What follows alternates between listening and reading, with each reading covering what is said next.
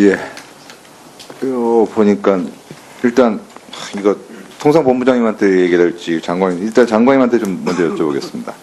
그 지난해 2월에 외국법 자문사법이 개정됐습니다. 혹시 그 내용 아십니까? 외국법 자문사법이라고 해서 그 개정된 법안 내용 보면 국내 법인하고 국외 법인이 합작법인 설립이 가능했습니다. 이게 왜 그렇게 됐냐면 네, 알고 있습니다.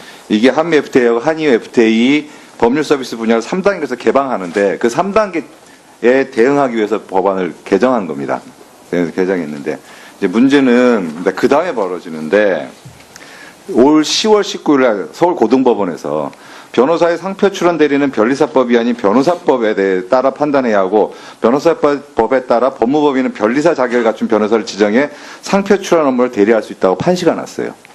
우리나라 법원에서. 이제 이게 두 가지가 합쳐지면 어떤 일이 벌어지냐면 아까 얘기했던 국내 로펌과 해외 로펌이 합작법인을 설립하면 거기서 국내에 있는 변리사 자격을 갖고 온 변호사를 통해 가지고 우회적으로 변리사 업무를 국내에서 볼 수 있게 돼 있다는 거예요. 근데 지금 통상본부장님, 한미 FTA 상황에서 변리사 서비스 시장이 개방돼 있습니까? 안 돼 있습니다. 안 돼 있습니다. 문제는 이 외국법 자문사법에 따라 개정되고 이번 판례에 따라서 보면 결론적으로 어떤 일이 벌어지냐면 외국 법인하고 국내 법인 합작법인에서 국내 법인 소속 변호사, 변리사 자격을 가진 변호사를 통해서 변리사 업무를 볼 수 있을 가능성이 커졌다는 거예요. 여기에 대해서 법률검토 한번 해보셔야 될 것 같습니다. 대책도 논의하시고 그래서 본부장님도 한번 같이 참여하셔가지고 이 부분에 대해서 어떻게 대응하실지에 대해서 좀 검토를 한번 해보셔야 될 것 같아요. 이게 첫 번째 판례입니다. 10월 19일 고등법원에서. 그래서 그건 한번 보셔야 될 것 같습니다. 그래서 변리사 자격 가진 변호사가 변호사법에 따라서 할 수 있도록 해놨습니다. 상표 출원 등록 업무도. 요거는 한 번쯤 검토를 해보시는 게 나을 것 같습니다. 한번 꼭 검토해 주시고요. 그리고 장관님, 네. 혹시 전문생산기술연구소 알고 계십니까? 15개 있는데. 네, 생산기술. 예, 이게 장관님 허가 받아가 설립하죠? 네, 그럼. 예, 우리나라 15개 있습니다. 근데 이게 주로 정부 R&D 사업 참여 통해서 운영을 하고 있습니다. 일부 운영비 정부가 보조도 해주고 있고요. 근데 문제는 감사를 안 받아. 그리고 자체 감사 조직도 없어요. 있는 데가 한두 군데인가 몇 군데 있고 나머지는 대부분이 감사 조직도 없습니다. 그리고 보니까 5년 동안 두 곳은 단 한 번도 산업부 감사 받은 적이 없고요. 다른 연구원도 5년 동안 딱 한 번 받았어요. 도대체 이거 정부 출연 연구 돈 받아다가 R&D 자금 받아다가 연구하는데 어디다 쓰는지 아무도 감사하지 않아. 근데 이거 산업부 장관이 허가해서 하고 있거든요. 업종도 섬유가 제일 많아요. 왜 그렇게 되는지 모르겠어요. 섬유업이 7곳, 전기전자가 3곳, 기계로봇이 2곳, 자동차 1곳. 지역적으로도 저쪽 경남이 9개가 분포되어 있고요. 서울, 경기 3개, 충청 1개, 광주, 전남 1개, 전북 1개로 되어 있습니다. 지역적으로도 상당히 분포되어 있고 이번에도 한번 전체적으로 감사하고 운영 상황에 대해서 점검이 필요한 것 같습니다. 하셔가지고 보내주시고 보고 좀 해주십시오.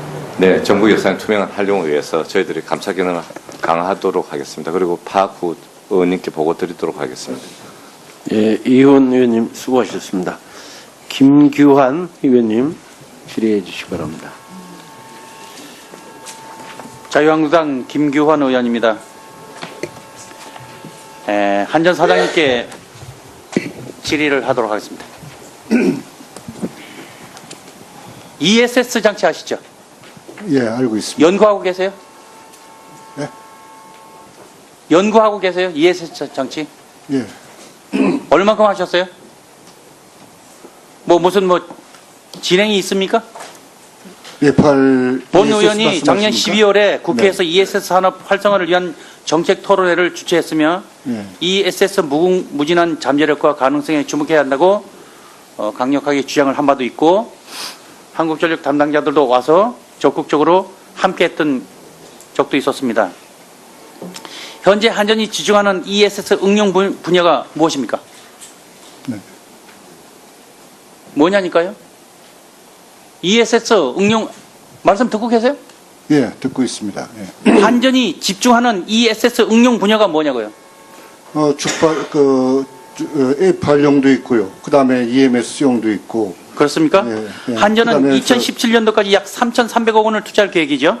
그렇습니다. 예. F8용 ESS는 에너지 저장 장치 일종의 전체 전력 계통의 주파수 규정 범위를 유지하는 기능을 하며 기존의 간발 발전을 하는 발전소의 출력을 상향하여 발전 효율을 극대화하는 그런 장치입니다. 그렇죠?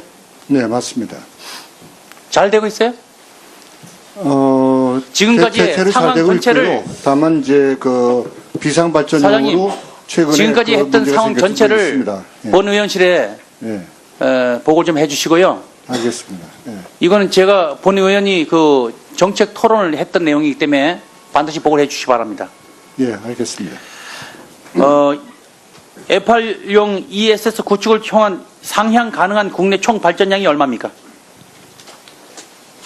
저 정확히 예. 저 수치 제가 기억 못해요. 1143메가와트고요. 5,500 정도가 절감이 되는 거예요. 예, 이게 우리나라의 전력의 핵심 요원이라는 사실을 잊지 마십시오. 예, 예. 현행 전기사업법은 표준 주파수 60 헬즈에서 오차 범위 0.2 헬츠 변동 범위만 허용한다고 되어 있어요. 그죠? 그렇습니다. 예. 그 이상을 벗어나면 주파수의 불안에 따른 전체 계통이 마비되는 상황이 발생한다는 것도 알고 계시죠? 네, 알고 있습니다. 이런 거를 개발한 상황이 어디까지 진전되어 있습니까? 지금 국내 실증이 다 끝났고요. 좋은 데이터가 이미 나와 있고 해외에 수출하는 사장님. 단계에 있습니다. 3천억 원을 들여서 인파를 구축하면서 기능이 작동 고작 8분이었습니다. 알고 계세요? 8분 이상 가는 경우도 많이 F8용 있었습니다. ESS 엄마다는 얘기입니다. 8분이, 자, 9분, 10분 좀 드릴까요? 이게 연구예요.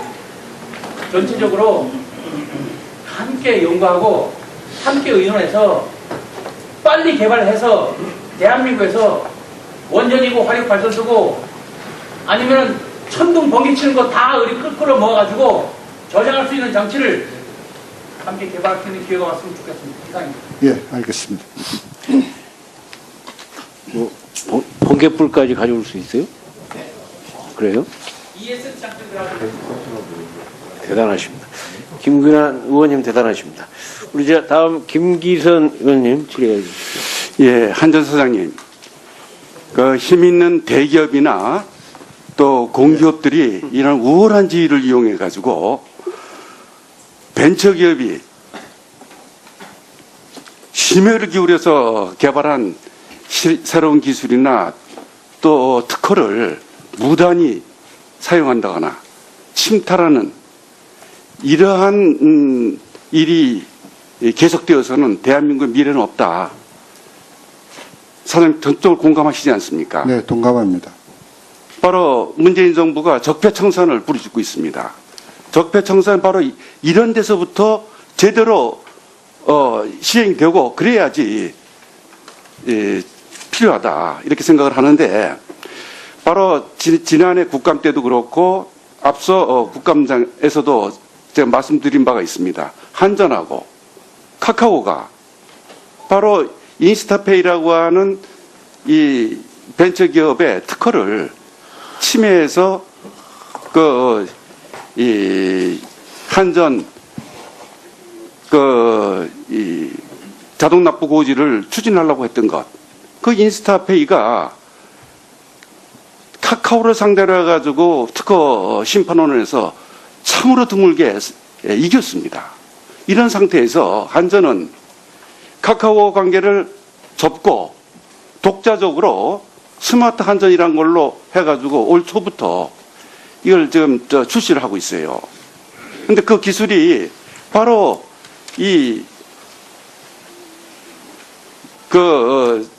인스타페이 그 기술 그대로 적용된 겁니다. 이거를 제가 실무 책임자들한테 와가지고 이것에 대해서 어떻게 됐느냐 했더니 참으로 도저히 납득할 수 없는 그러한 문서를 저한테 보냈어요. 그래서 시간이 없기 때문에 사장님한테 그 문서 갖고 있는 문제 그리고 이것은 앞서도 말씀을 드렸습니다마는 우월한 지위를 이용해 가지고 대한민국의 미래를 얻게 만드는 그러한 대기업, 공기업, 정부 산하기관 대표적인 사례로 저는 보고 있습니다. 사장님께 보내드릴 테니 이거 관련해 가지고 사장님께서 판단하는 그런 입장을 저한테 책임 있는 자를 보내 가지고 밝혀주시기 바라겠습니다. 예, 잘 검토하겠습니다. 예. 그리고 우리 이 장관님, 네. 바이오 중류 네. 대단히 큰 문제가 있다고 하는 거 우리 법에도 없는 겁니다. 국제 기준에도 없는 겁니다. 감사원에서 이 바이오 중류라고 하는 것에 대해서 REC 부과하는 것이 잘못됐다고 감사원 지적받지 않았습니까? 알고 계십니까? 네, 그렇습니다. 이 부분은 바로 신재생에는 이 기본 체제와 권력이 대단히 잘못되어 있는 부분을 바로 잡는 것은 여기에서부터 시작을 해야 된다고 생각합니다. 제가 시간이 없으니까 장관께서 저한테 실무 책임자를 보내주셔가지고 바이오 중류와 관련된 그 입장을 설명할 수 있도록 해주시기 바랍니다. 네, 그러도록 하겠습니다. 이상입니다. 예, 김기선 의원님 수고하셨습니다. 다음은 쭉 넘어가서 우리 윤한홍 의원님 몇 분 빠지시니까 좋네요. 감사합니다. 우리 김도 의원님은 여기 추가 질이 없는 걸로 돼 있네. 그 위원장님한테 제가 그렇게 유인 받았으니까 좀 이따가 또 오시면 제가 또 하겠습니다. 아니, 하여튼 제가 그렇게 유인 받았으니까 이렇게 좀 이해해 주시고 오시면 바로 조치하도록 하겠습니다. 윤한홍 의원님. 네, 제가 질의하겠습니다. 지난번에 제가 이제 우리 에너지 공기업들하고 국정감사하면서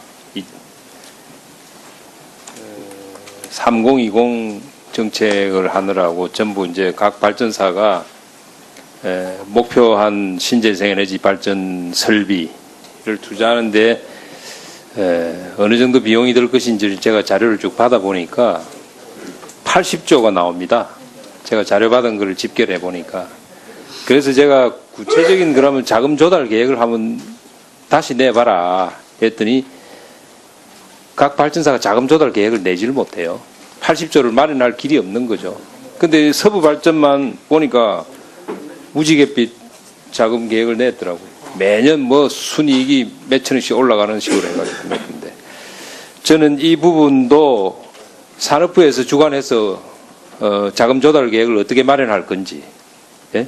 어차피 3020을 간다고 하면 제일 중요한 것이 저는 이 자금 조달을 어떻게 해서 해 나갈 거냐 하는 거니까 산업부가 주관을 해 주셔야 돼요. 제가 산업부 이인호 차관님한테 제가 뭐 이런 걸 좀 했으면 좋겠다 말씀을 드리는데 너무 요즘 산업부에서 하시는 거 보면 너무 얕게 하는 것 같아요.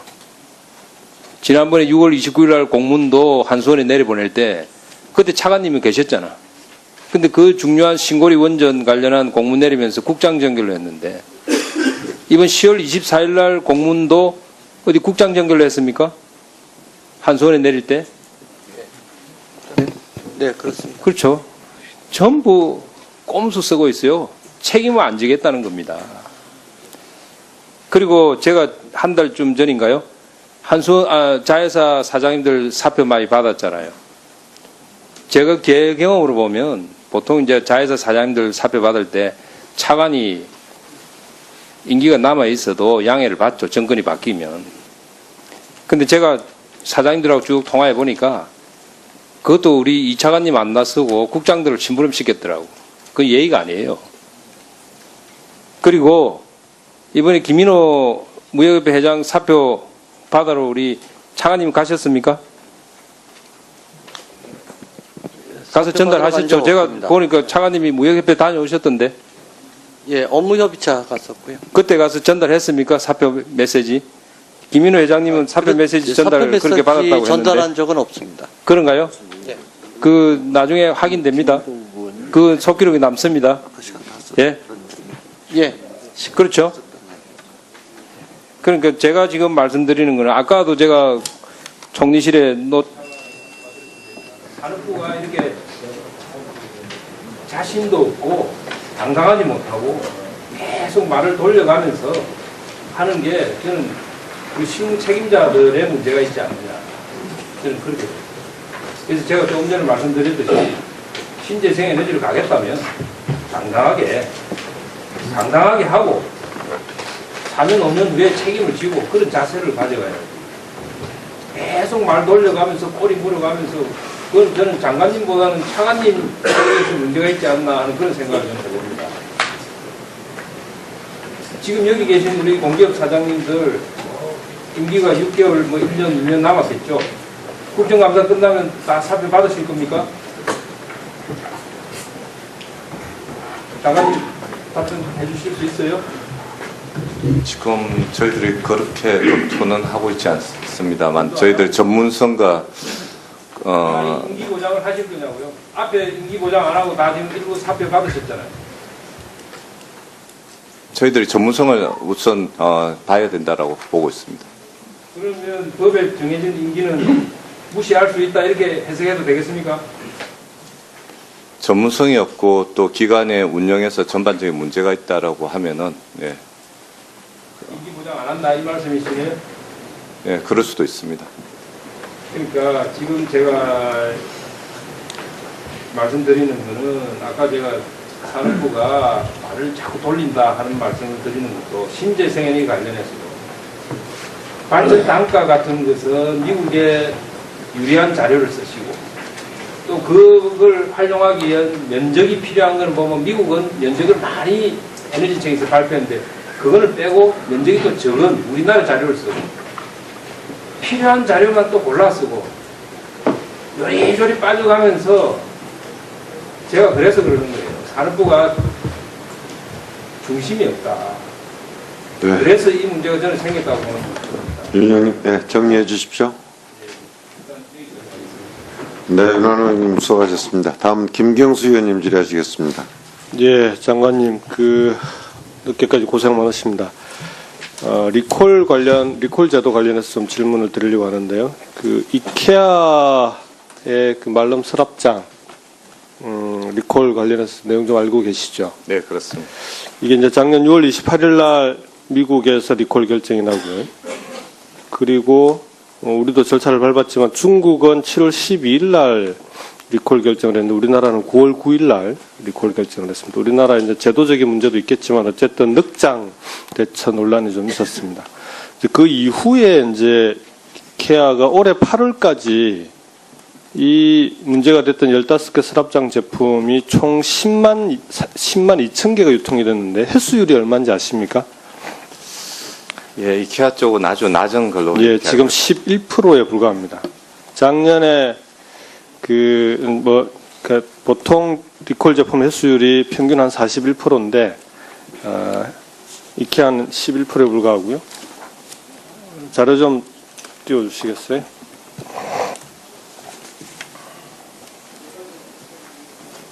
네, 지금 보면은, 이 횟수율 표를 쭉 보면은, 조치 결과 이행점검 완료로 올해 4월달에 다 나와 있는데요. 4.17%, 5.20%, 4.14% 전부 이행점검 완료입니다. 이게 지금 수거율이 낮은데도 이행점검 완료 조치가 돼 있는 거예요. 이게 이케아에서는 문자를 한 차례 발송한 것 말고는 그다음 통화가 가능한 사람 157명, 문자 발송도 10만 2천 중에서 13,500명. 나머지는 리콜 안내조차 안 된 상태에서도 점검 완료가 되어버렸습니다. 그 다음 페이지 좀 보여주시겠어요? 같은 날 리콜 결정난 가구 제품들의 횟수율입니다. 물론 낮은 것도 있는데 대부분 우리나라 제품들 같은 경우는 높은 건 84%까지 있습니다. 문제는 이게 지금 이행점검 완료 조치를 할 때 세부 기준이 지금 없어요. 뭘 가지고 점검 완료를 할지에 대해서 기준이 따로 없이 열심히 노력했다라고 판단이 되면은 이 조치를 취하는 겁니다. 그리고 리콜 명령을 받고 제대로 이행을 안 했을 때도 별로 이렇게 큰 불이익이 없는 상태고요. 이제 미국 같은 경우는 이게 이제 리콜 횟수율이 낮아도 기업들이 징벌적 손해배상 제도가 있으니까 이 자체적으로 여기에 대해서 대책을 많이 세웁니다. 근데 우리나라는 그런 것도 없는 상태에서 사전적 규제만으로는 아무리 강화를 해도 이 리콜의 이 효율이라고 하는 게 높아지기가 좀 어렵게 되어 있는 구조입니다. 그래서 이건 좀 제도적으로 개선이 좀 필요할 것 같아요. 자발적 리콜 제도 같은 경우에도 대부분 우리나라는 자발적 리콜을 하고 있는데 자발적 리콜을 해도 사실은 이 리콜 명령보다 잦은 리콜을 하더라도 기업의 이미지 훼손에는 그다지 큰 문제가 없단 말이에요. 근데 언론 공표가 의무화 되어 있지 않습니다. 잦은 리콜을 해도. 그러다 보니까 리콜 명령보다는 자발적 리콜을 선택을 하는데 언론 공표가 의무화되어 있지 않기 때문에 이게 리콜 제품인지 아닌지 소비자들 알기가 어렵습니다. 그러다 보니까 횟수는 더 낮아지고 이 문제에 대해서 최소한 자발적 리콜도 이제는 언론 공표를 의무화해야 되는 거 아니냐. 그래서 리콜 제도를 실효성 있게 만들기 위한 제도적인 대책 조안이 좀 필요하다고 생각하는데 여기에 대해서 산업부의 의견을 말씀드립니다. 네, 의원님 말씀에 전적으로 동감하고 저희들 리콜의 횟수율을 높일 수 있는 방법을 저희들이 다시 법적으로 강구하도록 하겠습니다. 다만 이케아 같은 경우에는 이제 뭐 저도 좀 사용해봤지만 이게 집에 가서 조립을 하는 그런 이제 가구이기 때문에 조립을 하고 난 후에 다시 이제 그 해수를 하겠다고 하면은 많은 소비자들이 그 불편함을 느끼는데 그런 해수 비용도 이 판매자가 뭐 부담하는 그런 뭐 이런 법안을 좀 만들어서라도 좀 해수율을 높일 수 있는 방안을 저희들 강구하겠습니다. 네, 김경수 의원님 수고하셨습니다. 다음은 김병관 의원님 질의하시겠습니다. 네, 뭐 차관님이 답변 주셔도 좋고요. 뒤에 정책관님들 계시니까 정책관님들 관련된 분들 답변을 주셔도 좋겠습니다. 그 2015년 7월 달에 산업부하고 중기청 간에 그 R&D 관련해서 특히 이제 중소기업 R&D 관련해서 그 지원 역할 분담을 하셨던 것 같습니다. 이게 제가 이제 산업부 쪽에 물어보니까 이게 명확하지 않아요. 그러니까 중기부랑 산업부랑 어떻게 나눴는지에 대해서 혹시 이 부분 답변 주실 수 있는 분 계시나요? 예, 제가 받은 거로는 어떤 걸로는 중기청은 2년 이하, 산업부는 3년 이상, 그리고 또 어떤 자료는 1년 3억 이하, 뭐 3억 이상 이런 식으로 답변을 주셨는데 이게 어떤 게 맞는 건지. 네, 산업정책실장입니다. 중기부하고 산업부하고 R&D에 있어서 그 업무 조정에 있어서는 산업부는 이제 산업 생태계를 조성하는 걸 중심으로 하기 때문에 핵심 기술 확보를 위한 R&D 지원을 하는 거고, 중기부는 개별 그 중소기업의 경쟁력 제고를 위한 R&D 사업으로 공정 개선이나 현장 애로 등 그런 직접적인 현장 애로 기술 중심으로 R&D를. 그게 2015년 7월 달에 그렇게 정했다는 말씀이신가요? 예, 그렇습니다. 이제 제가 들었던 거랑은 좀 내용이 다른데요. 그러니까 지금 말씀하신 건 약간 좀 추상적이긴 한데. 네, 그게 이제 약간 제가 운영하는 과정에서는 약간 금액도 좀 고려가 되어 있는 부분이 있었어요. 네. 근데 이제 뭐 제가 이제 현장에서 목소리를 들어보면 이게 이제 중기청, 이제 과거 중기청 이제 중기부겠죠. 중기부에서는 짧은 기간 또 작은 금액으로만 배분을 하다 보니까 실질적인 중소기업에서의 R&D 지원이 안 된다 이런 얘기들이 있는 것 같거든요.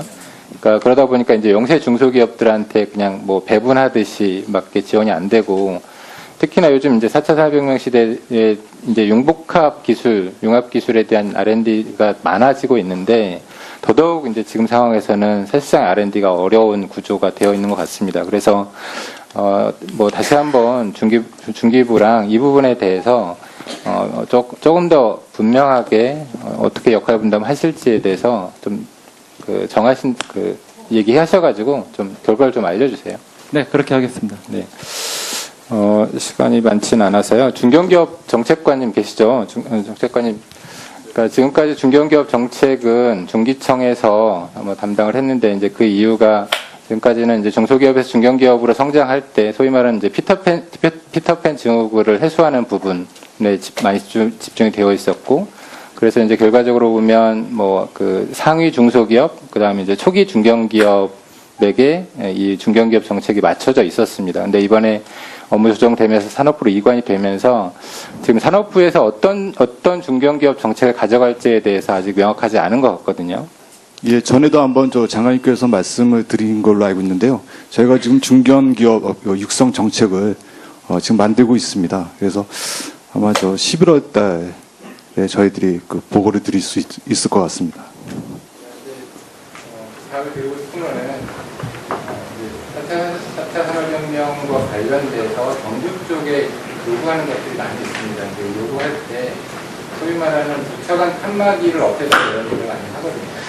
아까 이제 R&D 부분도 그렇고 지금 중견기업 분석도 그렇고 지금 스마트 공장도 마찬가지인데 이걸 너무 이게 서로 무자르듯이 나누다 보면 소위 말하는 부처별 칸막이에 의해서 정책을 풀기가 어려운 부분들이 분명히 있습니다. 그래서 원래 이제 한식부였기 때문에 산업부랑 중기부랑 역할 분담을 잘 하실 때 서로 협력할 수 있는 부분들에 대해서 더 많이 고민을 좀 해주시기 바랍니다. 그 관련해서 제가 간단하게 말씀을 드려도 되겠습니다. 아주 간단하게 답변해 주십시오. 지금 중견기업이 한 3,500개 정도 있습니다. 그런데 수출이 가능한 기업이 한 40% 정도밖에 불과합니다. 그래서 우리 산업부에서는 이 중견기업이 글로벌화되는 쪽으로 저희들이 좀 정책을 좀 펴나갈까 합니다. 그런 쪽은 이제 일본 같은 경우에는 여러 이제 NEC라든지 샤프, 도시바, 소니 같은 그다음에 도시바의 반도체 쪽이 거의 뱅크럽시까지도 가도 이게 전체적인 산업에 영향을 주지 않는 게 허리가 튼튼한 그런 구조를 가지고 있기 때문에 그렇다고 봅니다. 그래서 저희들이 궁극적으로 가야 되는 방향이 이번에 산업부가 중견기업의 육성 정책을 펴야 된다라고 저희 보고 있습니다. 그쪽으로 저희들 11월 달 중으로 정책 마련해서 저희들 보고 드릴 수 있도록 하겠습니다. 사업이 중기청이랑 같이 했던 거잖아요. 네. 중기청에서도 그 니즈는 똑같이 있는 거거든요. 네. 어쨌든 같이 협력해서 좀 진행을 좀 해주세요. 네, 그러겠습니다. 네, 수고하셨습니다. 다음은 이철우 위원님 질의하시겠습니다. 예. 오늘까지 국감하신다고 모두들 수고 많이 하셨습니다. 신재생에너지 이론적으로 굉장히 좋은 것 같습니다. 그래 하면은 얼마나 나라가 좋아지겠느냐 생각이 드는데 실제로 들어가면 잘 안 됩니다. 이 신재생에너지도 탈원전 정책에 얼마나 꼼수들이 많이 생기는지 RPS 제도의 부당 수익을 챙기는 사례가 생기고 있다. 저 한 표를 한번 보면은 100kW 미만이면 가중치를 1.2 적용받아 실제 생산량보다 1.2배 생산한 걸 가중치 주는데 같은 장소 교묘하게 99kW로 사업장 명칭만 변경해가지고 쫙 한 번에 저 원래 이름을 좀 지었는데 한 사람이 저렇게 90kW를 같은 장소인데 저렇게 나눠서 합니다. 또 대표자 이름만 바꿔가지고 저렇게 하는 거죠. 전화번호하고 똑같은 전화번호인데 같은 장소에 이름을 바꿔가지고 99kW 미만씩 이렇게 하는 사례가 있으니까 잘 살펴보시고 폐단이 엄청 많이 생긴다 하는 그런 이야기입니다. 이런 거 못 들어보시죠? 네. 이것뿐만 아니고 폐단이 이 정부에서 못 따라갑니다. 그리고 심지어 태양광 과거에 제가 부지사 때 보면은 허가만 받아놓고 벌목만 해놓고 그다음에 안 합니다.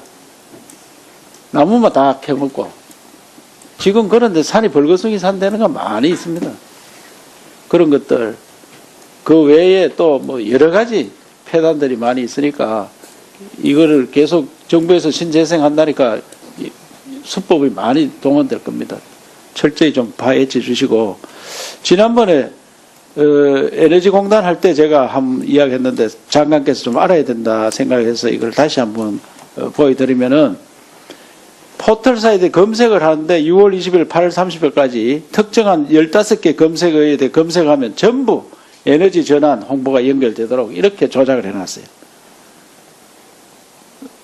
절정 행동 요령을 치면 에너지 전환으로 가고 실시간 전력 수급 쳐도 에너지 전환으로 가고 이렇게 15가지 용어를 쳐면은 에너지 전환에 대해서 설명하는 이렇게 정부 정책의 과잉 충성이다. 이런 폐단을 가지고 지난번 공론화 하는데 준비를 많이 했습니다.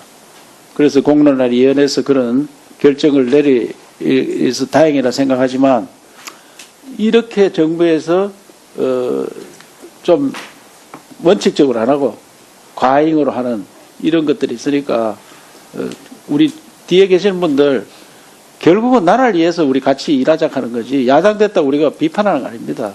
같이 힘써서 해주시기 바랍니다. 무슨 말? 네, 잘 알겠습니다, 의원님. 네, 이철우 의원님 수고하셨습니다. 다음 박재우 의원님 질의하시겠습니다. 저는 예를 들면 대구는 원단과 패션의 중심이면 이 경기도 서울 빼고요. 부산에는 의류 완성품과 단체복, 염색, 방적, 가공 이렇게 골고루 좀 분포되어 있는 특성이 있습니다. 그래서 섬유 분야의 의류 봉제업에 대한 지원이 좀 가면 일석이조로 나누는데요. 부산에는 특히 더 중국의 이 온라인 판매 비율이 의외로 좀 많습니다. 의류가. 그래서 이 부산의 의류 산업이 사실은 좀 더 활성화되면 중국 대구도 좀 더 좋아지고 함께 좋아진다 이래 생각을 하는데요. 그 중에서 이제 한번 제가 지적할 게 일부 의류 제조업체는 국내 제조 조달 방식으로 낙찰을 받은 물량이 있습니다. 국내에서 제조를 해야지 조달청에서 이제 하는데 이 불법으로 해외 생산 시설에서 제조해서 납품하고 있는 경우가 참 많습니다. 그래서 제조 구매 방식은 반드시 국내 중소기업 제품을 납품해야 한다는 판로 지원품을 무시한 상태가 비일비재한데요. 조달청에서는 이런 불법 행위를 집중 단속하고 있지만 역부족이라고 이야기를 합니다. 그런데 사실로 의류 제조업체 97.9%가 OEM 방식으로 의존을 하거든요. 그래서 이것이 이제 서울에서 조달을 받으면 부산에 이제 좀 흐르니까 아무래도 부산에 또 그래도 경제를 살리는 역할을 하는데 이게 불법으로 조달을 받아놓고는 중국이나 베트남 이런 데서 제조를 해갖고 와요.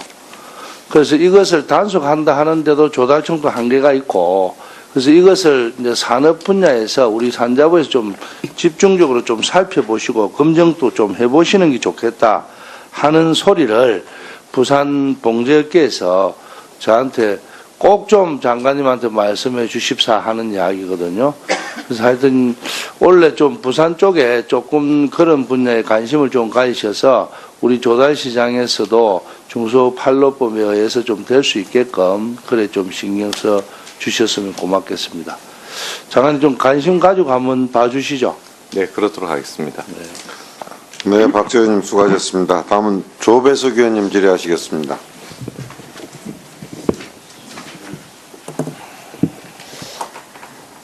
장관님, 네. 그 산단에서 그 악취하고 미세먼지 발생해서 인근 주민 피해 심각하다는 거는 알고 계시죠? 네.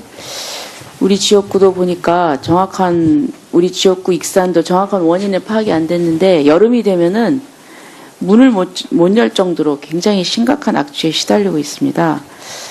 우선 그 국가가 관리하는 산단 내에 환경오염물질 배출 공장 입주 현황에 대해서 말씀 좀 드리겠습니다. PT 좀 띄워주세요. 지금 총 그 국가가 관리하는 산단 내에 27개 산단에 2,223개의 환경오염물질 배출 공장이 입주해 있습니다. 2017년 9월 기준입니다. 저희 맨 빨간 테로 둘렀는데요. 근데 이 산단 내에 환경오염물질 배출 공장에 대한 관리 감독권이 누구한테 있느냐면요. 산업 집적 활성화 및 공장 설립에 관한 법률 시행령 5조에 의하면 산단공의 업무로 규정하고 있습니다. 그래서 한국산업단지공단이 2005년도부터 10년간 12개 지역 105개 산업단지를 대상으로 친환경 생태산업단지 구축 사업을 해왔습니다. 그래서 성과가 굉장히 좋았어요. 예, 성과 좀 PT 좀 띄워주시죠. 예. 그래서 그 경제적 성과로 2조 4천억 원, 그 다음에 온실가스가 854만 톤 저감, 폐부산물이 685만 톤 저감, 신규 투자가 7천 얼마, 신규 일자리 이렇게 성과가 좋은데요. 근데 이게 일몰 사업입니다. 일몰 사업이어서 지금 이게 2016년 12월 달입니다. 2016년 12월 달에 그 일몰이 됐어요. 근데 사실 이 통보를 바꿔서 2016년 3월 달쯤, 2015년 9월 17일 날 일몰 대상 통보를 받았고, 이제 뭐 일몰 될 때까지 상당히 좀 노력을 했어요. 산업부하고 산단공이 이걸 좀 연장을 했으면 좋겠다. 그런데 이게 안 됐습니다. 근데 이 부분에 대해서 좀 보고 들은 바 있습니까? 네, 보고 받았습니다. 아, 그러셨어요? 예. 근데 이제 사실 이 친환경 생태 산업단지 사업은 이게 세계적으로도 관심이 높은 과제입니다. 그래서 제가 지난번에 그 국정감사 때 보도자료를 냈더니 세계은행의 그 국제금융공사 관계자가 이메일을 보내왔어요. 그래서 현재 우리나라 그 지금 하고 있는 생태산업단지 EIP 사업이 개발도상국하고 저개발국의 귀감이 된답니다. 그래서 실제로 우리 한국형 모델에 대한 수요가 아주 빠르게 증가하고 있다고 합니다. 그래서 세계은행에서도 그 실효성을 인정한다. 그래서 저는 이게 10년 지나서 일몰이 돼서 이게 종료가 됐지만, 그리고 나서 보니까 예산이 지금 새로 세워진 게 18억 7천만 원밖에 안 돼요. 그래서 이게 전국에 있는 그 산업단지 입주 기업들한테 지원하기는 좀 부족한 시점입니다. 그래서 저는 앞으로 이 사업에 관심을 많이 기울여야 된다 이렇게 생각을 합니다. 그 부분에 대해서 좀 관심을 가지고 좀 지원을 확대를 좀 하시겠습니까?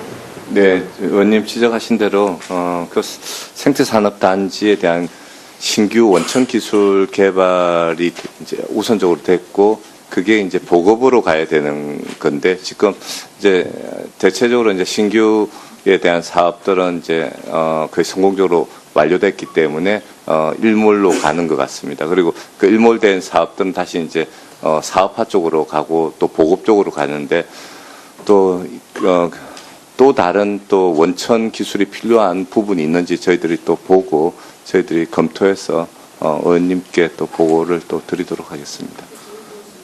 국제적으로 그 인정을 받는 사업은 네. 네. 네, 조배수 의원님 정리해 주시죠. 보도록 하겠습니다. 네, 수고하셨습니다. 다음은 박정희 의원님 질의하시겠습니다. 네, 장관님, 지난 7월 후보자 청문회 자리에서 LPG 면단위 보급 사업에 대한 중요성 말씀드렸는데 기억나시죠? 네, 그렇습니다. 네, 근데 취임 이후에 면단위 사업에 대해서 전혀 정책적 고려가 없는 것 같은데요. 농어촌 지역 낮은 수준에 따라서 소득 수준이 낮기 때문에 에너지 복지는 진짜 매우 중요합니다. 그런데도 도시보다 비싼 연료를 사용함으로써 지역 간 에너지 차별을 겪고 있죠. 이 때문에 산업부는 군 단위 LPG 배관망 사업하고 마을 단위 지금 LPG 소형 저장 탱크 보급 사업을 추진하고 있습니다. 아시죠? 네, 알고 있습니다. 근데 현재 군 단위 사업은 한 500에서 8천 세대, 마을 단위 사업은 소규모 부락, 다시 말해 30에서 70세대 정도 대상으로 하고 있습니다.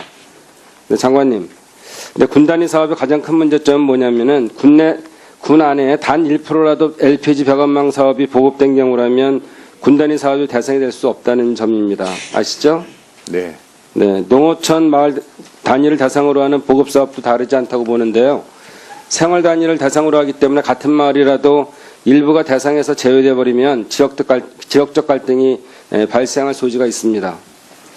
이러한 이유 때문에 100에서 한 300 또는 500세대를 대상으로 하는 면 단위 사업을 통해서 생활의 기본 단위인 부락, 리를 커버할 수 있는 면 단위 사업이 필요하다고 보는데 장관님께서는 어떻게 생각하세요? 네, 공감하는 바입니다. 네, 그래서 다수의 중소규모 농어촌 지역 주민들의 에너지 불균형을, 에너지 복지를 좀 주의 깊게 관심 있게 좀 봐주시고요. 따라서 면 단위 LPG 보급망 사업 추진으로 진짜 에너지 복지 향상을 좀 적극적으로 나서주시고, 그 다음 예산 심의 때도 이를 검토해서 좀 저희하고 상의를 좀 부탁드리겠습니다. 네, 저희들 살펴보도록 하겠습니다. 다만 이게 예산이 소요되는 사업이라서 예상 당국과 긴밀한 협의가 또 필요하다는 점 좀 알아주셨으면 감사하겠습니다. 네, 그러도록 하겠습니다. 네, 수고하셨습니다. 다음은 송기현 의원 질의하시겠습니다. 네네. 장관님, 지난 23일에 한국전력거래 사장님께서 제가 제약 비발전 정상금에 대해서 말씀드렸는데 이것을 전력산업기반기금 등의 정부 지출 해결하는 것에 대해서는 적절하지 않다 이렇게 대답했거든요. 장관님도 비슷한 생각이신가요? 제약 비발전 정상금. 예. 좀 확인해 보시고요. 전력거래소 사장님께서는 이게 해외에서는 어떤 시장 요금으로 반영되기 네, 때문에 그렇다라는데 네. 사실 우리하고 좀 다른 것은 해외는 사기업이 좀 돼 있지만 우리는 전부 공기업이 하기 때문에 차이가 좀 있고 제가 말씀드린 거는 이게 자꾸 늘어나기 때문에 문제가 되고 있고 굉장히 많이 늘어나고 있거든요. 근데 그게 또 조만간에 줄어들 수 있는 가능성이 많지 않고 그래서 좀 문제가 되고 있어서 이것을 좀 해결을 하셔야 되지 않을까. 어느 정도 너무 소비자들한테 전기요금으로 이렇게 부담시키는 것은 문제가 있지 않을까라는 생각이 듭니다.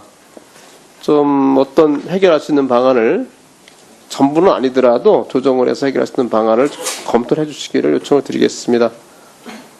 특히 이제 누적이 많은 전력산업기반기금 일부를 이용하는 방안 또 검토하셔서 해보시길 바라고요. 네, 이게 궁극적으로 진학용 송배정망이 좀 그것도 금방 해결이 안 되기 때문에 결국 그걸 소비자한테 부담시키는 것은 문제가 있다는 취지거든요, 제 말씀은. 네. 그리고 우리 지난번에 우리 100대 과제에 들어가 있는 원주에 디지털 헬스케어 국가산업단지 잘 진행되고 있나요? 어떻게? 예, 저희들이 계속 지켜보고 있습니다. 관심을 특별히 가져주시고요. 진행되는 것 제가 다시 한번 확인을 해보겠습니다. 네, 그러도록 하겠습니다. 그리고 우리 장관님하고 산단공 이사장님한테 우리 한국산업기술대학교에 대해서 제가 서면으로 질의하겠습니다. 그거 나중에 검토를 해보시고요. 저한테 답변을 좀 부탁드리겠습니다. 네, 그러도록 하겠습니다. 이상입니다. 네, 수고하셨습니다. 다음은 김종훈 의원님 질의하시겠습니다. 예, 장관님, 지난 5월에 산자부는 중견기업연합회와 함께 제1회 올해의 중견기업 대상 1회 시상식을 개최했습니다. 이날 행사에는 이제 산자부 전 장관도 참석한 행사였고요. 그런데 이제 선정한 5개의 회사를 살펴보니까 좀 기가 좀 막힙니다. 그중 3곳이 상을 수여하기 전으로 해가지고 불법 갑질 행위로 사회적 무리를 일으킨 기업이 대부분이었습니다. 사회공헌상을 받은 종건당의 이장한 회장은 운전사에게 갑질을 한 것이 드러나 사실 논란을 불러일으킨 거 알고 계시죠? 네, 그렇습니다. 현재 서울경찰청에 수사 중인 것으로 알고 있습니다.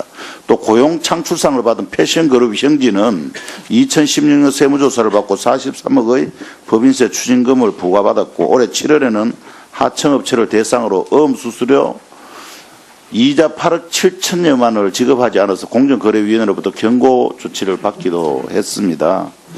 또 해외 진출상을 받은 서현희 유한은 올해 7월 하도급 업체에서 최저가 낙찰가보다 낮은 가격으로 계약을 강요해서 공정거래위원회로부터 조사를 받은 것으로 알고 있습니다. 사실 맞으시죠?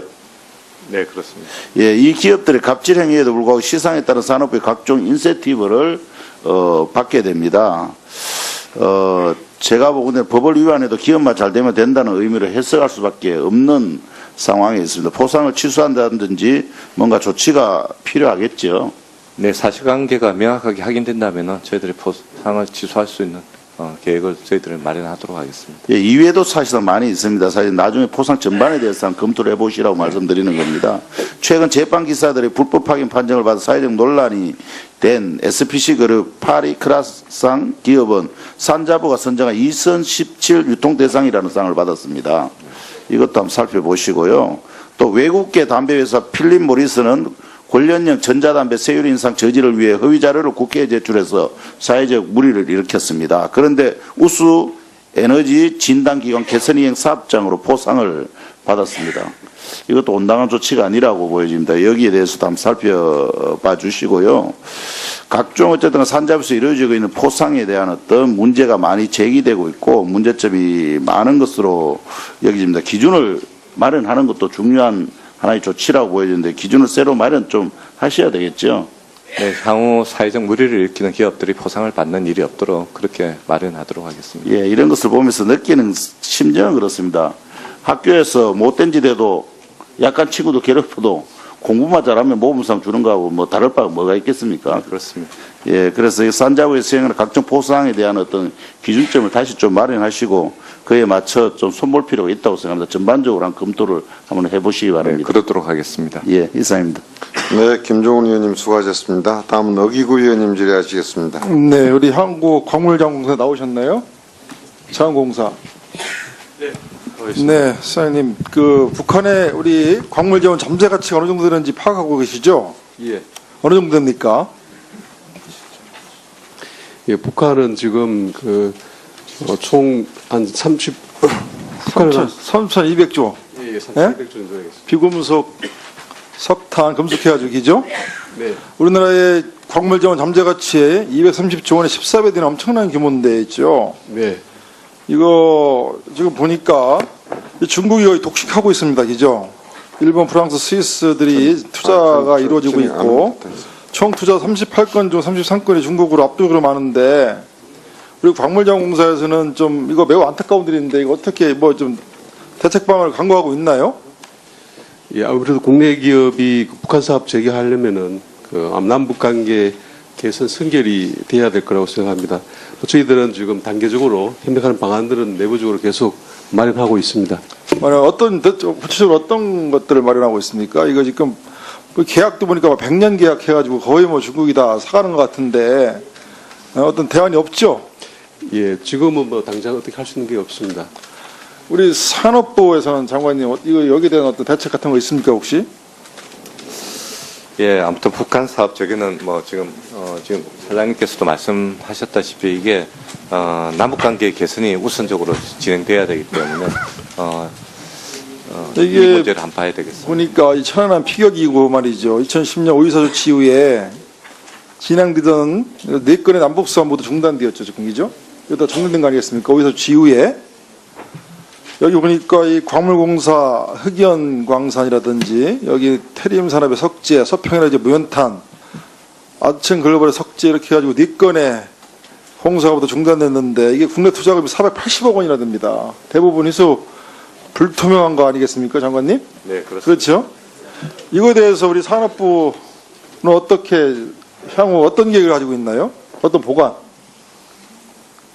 뭐 저희들이 지금 흑연 같은 경우에도 여러 지금 리튬 2차 전지의 주 응급 재료로 사용되고 있는데 전반적인 것들을 저희들이 한번 보고 전략을 마련하지만 남북 관계와 같이 한번 저희들이 살펴보도록 그러니까요. 이게 국가가 잘못돼서 사업이 중단된 거 아니겠습니까? 국가가 잘 챙겨야 됩니다. 그렇죠?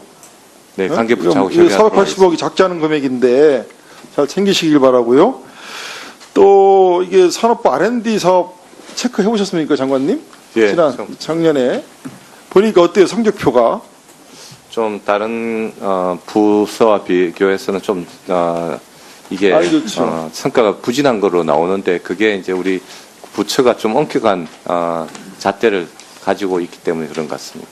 그러니까 이게 12개 정부 중에 10위를 했습니다. 이 산업부가 우리나라 4차 혁명을 이끌고 있는데 좋은 R&D 개발 많이 해서 상용화를 시키고 우리 경제 성장에 주도적으로 대응을 해야 되는데 12개 부처 중에 10등을 했단 말이에요. 10등. 이게 평균 점수도 보니까 69.6점으로 아주 안 좋고 그런데 여기에 대한 뭐 대응 방안이 있습니까? 이게 매우 우수 한 건도 없습니다. 보통 10건, 미흡 2건이에요. 이거 우리 장관님 잘 좀 챙기시기 바랍니다. 네, 그러도록 하겠습니다. 그러고 여기 보니까 이 상기평이 8개를 전담을 했어요. 상기평이죠? 상기평에서 보니까 이게 한 700억짜리 연구용역인데 소형 무장헬기 개발 사업 말이죠. 이거 미흡으로 나왔거든요. 이거 어떻게 우리 여기 지금 상기평 나왔나요? 그 다음에 국민안전 증진기술 개발 이것도 미흡이고 우리 상기평 네. 이게 특혜를 받았는데 잘 관리할 수 있겠습니까? 예. 의원님 말씀 유념해서 앞으로 신경 써서 잘 관리하도록 하겠습니다. 네, 우기구 의원님 수고하셨습니다. 추가 질의 마지막 순서입니다. 이채익 의원님 질의하시겠습니다. 예, 울산남구갑 이채익 의원입니다. 저는 우리 상임위가 문재인 정부의 탈원전 정책의 첫 시작이었던 신고리 원전 오리코기의 일방적 추진에 대하여 제대로 업무 보고 한번 받지 않고 무기력하게 정부 정책의 추진에 바람만 보고 있었던 점 참으로 잘못됐다고 생각합니다. 저는 이 부분 여러 번 문제를 지적했습니다. 또한 지난 10월 20일 신고리 오르코기 공론화위원회 결과 발표 이후에 정부가 후속 대책을 10월 24일 날 발표했는데 여러 내용 중에서 신규 원전 6기 백지와 월성 원전 조기 폐쇄, 향후 노후 원전 수명 연장 금지 등 있었습니다. 신고리 오르코기 중단에 이어서 정부가 국회 해당 상임위를 무시하고 일방적으로 발표하고 추진하는 것에 대해서 저희 상임위가 여기에 대응하지 못한 것, 저는 직무유기라고 생각합니다. 저희 자유한국당은 절대 이 부분에 승복할 수가 없고 이러한 일방적 추진에 반대를 계속할 것이며 정책 수정이 있을 때까지 이 부분은 계속 이어질 것이다 하는 말씀을 드립니다. 장관 한번 답변하며 보세요. 저희들 8차 전력 수급 계획에서 저희들이 이 국회에 보고하게 되어 있습니다. 그 보고에 따라서 저희들이 그러니까 여러분들이 지금 말하는 국회 보고하고 제가 지금 말하는 보고하고는 틀리는 겁니다. 어떻게 제가 국감 첫날 신규 원전 6기를 그것도 업무 보고에서 국감 업무 보고에서 일방적으로 그 발표한다는 건 있을 수가 없습니다. 저는 위원장 계시면 매우 이 부분에 대해서 유감스럽게 생각합니다. 어떻게 상임위에 보고 안 하고 국감 그날 업무 보고 서류 업무 보고하는데 일방적으로 발표한다는 그게 가능합니까? 저는 있을 수 없다고 생각합니다. 어떻게 가능해요? 해당 위원장이도 보고 안 하고 상임위원회도 보고 안 하고 또 에너지위원회도 보고 안 하고 아까 제가 장관인데 신규 원전 6기 백지화 됐냐고 하니까 정부 정책은 백지화라고 확인했잖아요. 네, 그렇습니다. 저는 도대체 우리 상임위원회가 정말 존재하는지 저는 이해할 수가 없습니다. 하여튼 이런 부분이 근본적으로 해결되지 않고는 여야 간에 협치가 있을 수가 없다.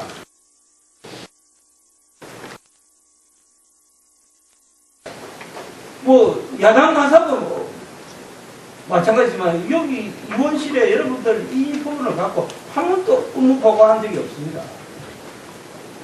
그날 국정 얘기를 할 때 위원장께서 마이크 끄라고 해서 굉장히 불쾌했는데 어떻게 그것을 국회 보고 없이 일방적으로 그렇게 추진합니까? 그래서 이 부분은 수정하지 않으면은 이거는 도저히 협조할 수 없다는 걸 다시 한번 분명히 말씀드립니다. 네. 지금 우리 존경하는 이채익 의원님께서 우리 위원회 운영 관련돼서 그 위원장을 언급했기 때문에 그래도 분명한 위원장의 입장을 말씀드리겠습니다. 지금 우리 전기사업법을 비롯한 관계 법규를 보면 명백하게 전력수급계획의 수립 책임을 산업부 장관으로 규정을 하고 있습니다. 즉 말해서 전력수급계획은 정부에서 수립하고 다만 그것을 우리 위원회에 보고하도록 되어 있습니다. 국회에 보고는 과정에서 정부가 잘못 결정한 것이 있다면 그건 얼마든지 따져 묻고 저기하고 해야겠지만 정부 의견 결정 과정에서 그 부분에 대해서 우리 국회가 이것을 승인을 받는 그 규정이 아니기 때문에 그것은 우리가 한계가 있다. 그리고 위원장으로서는 따라서 이 법적 규정에 근거해서 우리가 우리 위원회를 운영해왔다는 점을 말씀을 드립니다. 아까 제가 우리 송금지 의원이 재석 중인 걸 몰라가지고 질의권을 안 드렸는데 마지막으로 송금지 의원님 질의하시겠습니다. 예. 그동안 국감 받으시느라고 고생 많으셨습니다. 그 국감 과정에서 조금 뭐 너무 그 질의하는 과정에서 좀 지나친 질의가 있었더라도 양해해 주시고, 마지막으로 두 가지만 우리 산업부 장관님께 묻겠습니다. 그 원전 해체 기술 개발 그리고 경쟁력 강화를 위해서 지금 산업부에서 가지고 있는 그 대안이 뭐가 있죠, 지금? 지금 저희들 원전 해체 기술에 대한 주요 기술이 한 18개, 그리고 저희들이 부족한 기술이 17개 정도로 파악하고 있습니다. 그래서 17개에 대한 기술을 조속히 저희들 확보하는 그런 R&D를 저희들이 좀 하고, 그리고 또 동남권의 해체 연구소 설립을 또 통해서 원천 기술을 좀 조속히 확보하도록 하겠습니다. 해체 연구소를 별도로 설립하는 방안에 대해서 언급을 하셔서, 네. 이제 뭐 해체 연구소를 통해서 R&D 뭐 이렇게 집중을 하는 것도 중요하지만, 기본적으로 이 전력 기술이나 또 KPS가 과거에 원전을 관리하고 또 정비했던 업무가 축적돼 있지 않습니까? 그런 것을 역으로 해체 기술 쪽으로 전환시키는 노력도 필요하다고 봅니다. 특히 전력 기술 같은 경우는 지금 굉장히 적자에 허덕이고 있기 때문에 그런 새로운 활로를 열어주는 그런 노력을 장관께서 해주시기 바랍니다. 그렇게 하시겠습니까? 네, 그렇게 하도록 하겠습니다. 또 한 가지는 지금 이제 한국난방공사 지난번에 한번 지적을 했는데, 한국난방공사가 이제 SRF 발전소를 그 나주 혁신도시 그 2km 근처 안에서 지금 건설을 하고 또 일방적으로 강행을 하려고 하고 있습니다. 자, 집중해 주세요, 장관님. 근데 이 부분과 관련해서 어쨌든 오늘 저녁에도 나주 혁신도시에서 뭐 1000여 명 이상이 모인 촛불 집회가 있었습니다.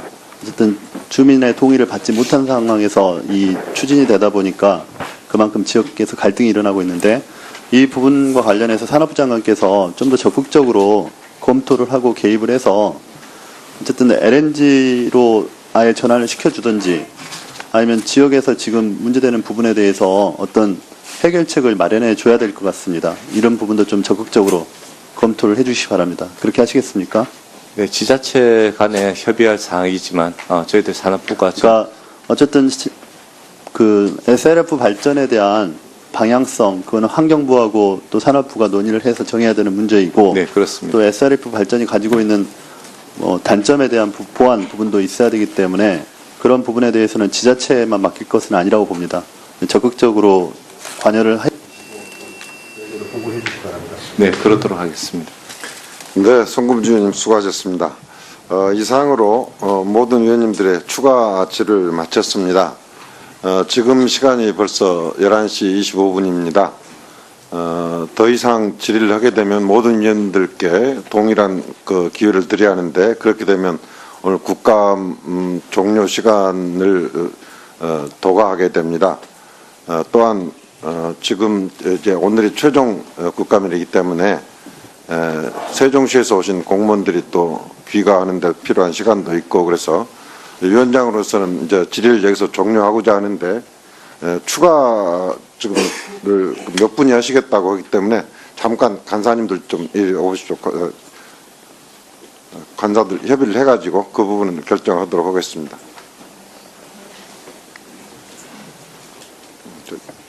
이게 여러분들 기회를 2분씩만 들어도 초과한다는 아니, 그러니까 우리 두 분하고 여당 쪽에서 한 두 분 하고. 이제 저기도 다 많으면 서면지를 이용을 하시고, 이제 관계자들 집에 갈 시간을 드려야지 오는 적이 있어요. 그럼 얘는 아예 안 나는데?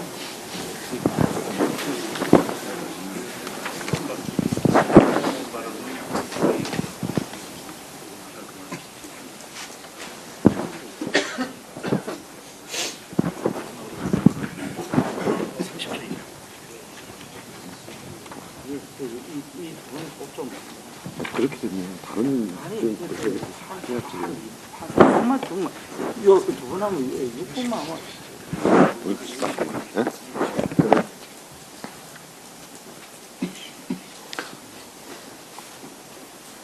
네, 지금 간사들 간 협의에서 최은혜 의원님과 김도 위원님 각각 2분씩 드리고, 네, 의사진행 발언 정운천 의원님도 하시기로 했는데, 먼저 우리 유동수 의원님 하십시오. 예, 아까 우리 차관님 말씀에 한전이 5개 발전사 통합을 전혀 고려하지 않았다, 뭐 이렇게 발언을 들어서요. 제가 한번 더 짚고 싶은데요. 그동안에 2009년도 맥켄지 보고서도 있고, 2010년도 KDI 보고서도 있고요. 그 다음에 작년에 우리 존경하는 김경수 의원도 통합 필요를 주장한 바 있습니다. 국감에서. 그러면 산업자원통상부에서 지금까지 5개 발전사 통합 관련한 자료가 전혀 없는지, 없다면 왜 없는지, 또 있다면 그 자료 제출을 요구를 드립니다. 네, 우리 정부 측에서는 그 유동수 의원님 요청하신 자료를 제출해 주시고요. 근데 발전 5사의 분할은 사실은 역사적 배경이 있습니다. 외환위기를 당해가지고 당시에 우리 경제 위기를 극복하는 과정에서 사실은 민영화가 신자유주의의 하나의 사조처럼 전 세계에 유행을 했었고, 사실 그 과정에서 아웃소싱과 민영화가 정부 개혁 차원에 진행됐었는데, 그 뒤로 사실은 환경이 많이 바뀌었습니다. 따라서 유동수 의원님이 제기하신 시각에서 지금 이 발전 5사의 문제를 다시 짚어볼 시기는 전 되었다고 생각합니다. 그 부분에 대해서 물론 섣부른 결론을 내리지는 못하겠지만, 아까 문제 제기하실 때 결국 분할했을 때 이 5사 체제로 가는 것이 과거 통합돼 있을 때도 뭔가 유리하고 장점이 있어야 하지 않느냐 하는 질문을 주셨는데, 그거에 대한 에비던스를 사실은 제시하지 못한다면 그 가버넌스를 다시 검토할 필요도 있다고 생각합니다. 정부 측에서는 자료 제출을 해주시고요. 자, 네. 한전에서 한 용역도 있는 걸로 알고 있습니다. 그래서 한전에 그 용역 보고서 있다면 같이 제출을 부탁드립니다. 네, 그 자료를 제출해 주시기 바랍니다. 위원님 짧게만. 이건 입장하는 게 아니라 자료에 대해서 자료만 제출해서 여기에 대해서 뭐 입장을 지금 이야기하자는 건 아니니까요. 우리 정운천 의원님 의사진행 발언 먼저 하십시오. 네, 질의 마치고 하시겠다고요? 네. 네, 그러면 좀 순서가 최은혜 의원님이 더 빠르시죠? 최은혜 의원님 2분 제 발언, 제 질의 시간 드리겠습니다. 네, 자유한국당 최은혜 의원입니다. 문재인 정부가 지금 졸속으로 추진하고 있는 탈원전 정책은 오류투성이라고 생각합니다. 법도 안 지켰고 절차도 지키지 않았고 국회 보고도 없었습니다. 대한민국 원전 산업은 외국 기술을 수입해서 기술 자립화를 이루고 나아가서 해외 수출까지 한 코리안 드림을 이룬 산업입니다. 그리고 한 나라의 산업이 건전하게 운영되다가 통째로 이렇게 완전히 매도되고 불신임돼서 와해시키는, 정부에 의해서 와해되는 이런 사례는 동서고금을 어디를 찾아보아도 다시 찾기 어려울 것이라고 저는 생각합니다. 제가 지난 수개월 동안 밤을 새가며 열심히 공부를 했는데요. 아무리 따져보더라도 원전을 제로화하는 이러한 탈원전 정책은 우리 대한민국의 미래를 생각한다면 절대 있어서는 안 된다고 확신하는 바입니다.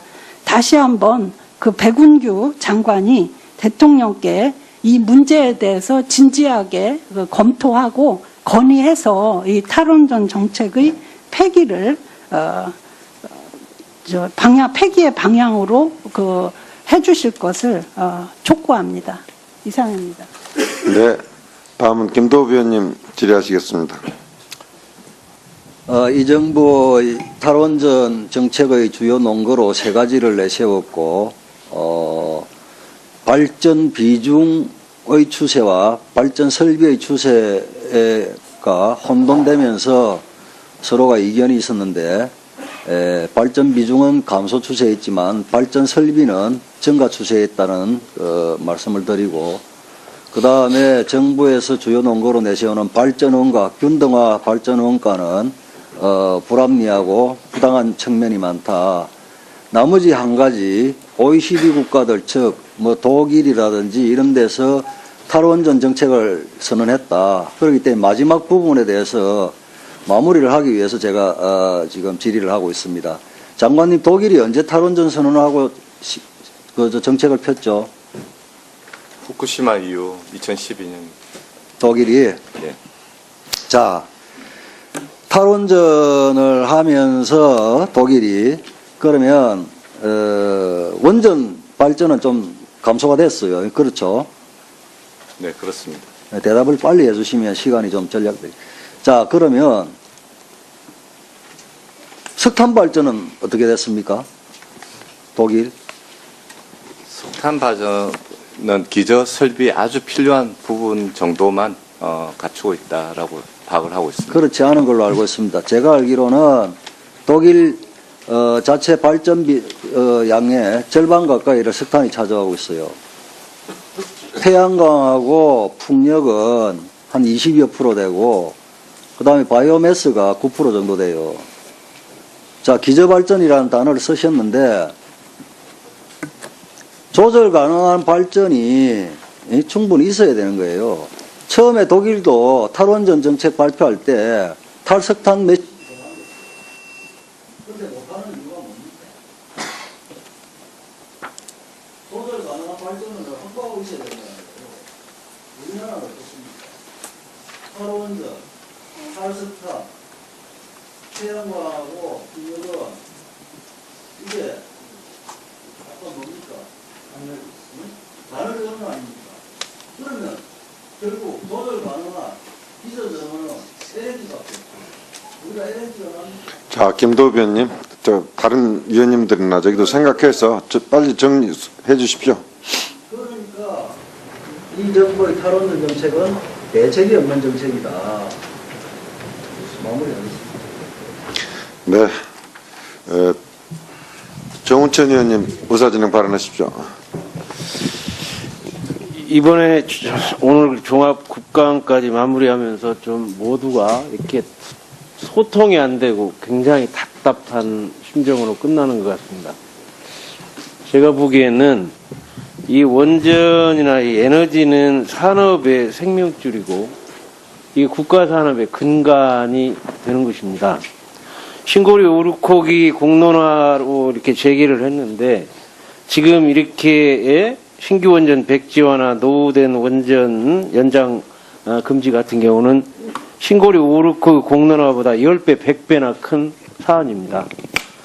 2년 전에 그 수급 계획을 보고하는 것이 지금 근본적으로 바꿔지는 그 과정을 하나도 우리 국회와 논의와 공론 없이 진행하는 것은 나중에 8차 산업계획이 보고가 됐을 때 엄청난 파행을 일으킬 거라고 불을 보듯이 뻔합니다. 따라서 제안을 하겠습니다. 국회에 이 특위, 다시 한번 원전 에너지 전환 특위를 우리 상임위 내에서 뭐 크게는 국회 차원에서 만들면 좋겠고 아니면 우리 상임위 차원에서 특위를 구성을 해서 이러한 내용을 서로 소통하고 내용을 공감을 했을 때 앞으로 그 정책이 살아날 수가 있고 또 그러한 파행이 없이 이 에너지 정책이 제대로 나갈 수 있을 거라고 봐서 이제라도 우리 국회가 완전 무력화된 국회를 다시 살리기 위해서라도 특별위원회를 꼭 구성할 것을 꼭 제안합니다. 네, 그 부분은 지금 기존에 에너지 소위가 있고 그런데 이제 물론 그러면 소위의 벽을 넘어서 특위를 구성을 하자는 뜻으로 이제 이해가 됩니다. 그 부분은 간사들 간에 쭉 계속 논의를 해보도록 하겠습니다. 다음은 송금주 간사님 또 국감 마무리하면서 소회를 좀 말씀해 주시죠. 네. 뭐 어쨌든 저희 상임위에서 끝까지 파행되지 않고 그 정책 국감을 위해서 내당 의원님들께서 열심히 노력했다고 생각합니다. 몇 가지 뭐 원전에 관한 문제라든가 또 그 정치적으로 다툼이 있는 사안에 대해서는 각자 당의 입장에서 적극적으로 주장을 하신 것이고 그런 부분들은 정부 정책에 있어서 정부가 종합적으로 검토를 하고 반영해야 된다고 생각합니다. 그 원전 정책과 관련해서는 여하튼 공론화 과정 없이 에너지 정책을 전환하는 것은 타당하지 않다고 봅니다. 그 에너지 정책을 전환하기 위해서 어떤 국회 내에서의 공론화가 필요하고 또 그래야만 그 정책이 오랫동안 지속 가능한 정책이 된다고 생각합니다. 그런 측면에서 우리 상임위에서 좀 더 적극적으로 에너지 정책 전환과 관련해서 그 다룰 수 있는 그런 기구가 필요하다는 것에는 저도 동의를 합니다. 그 오늘 노영욱 차관 국무조정실 제2차장이죠. 제2차장이 와서 답변하는 과정에서 저는 상당히 놀랐습니다. 물론 공론화에 대한 입장을 밝히는 과정이었기 때문에 그럴 수 있겠지만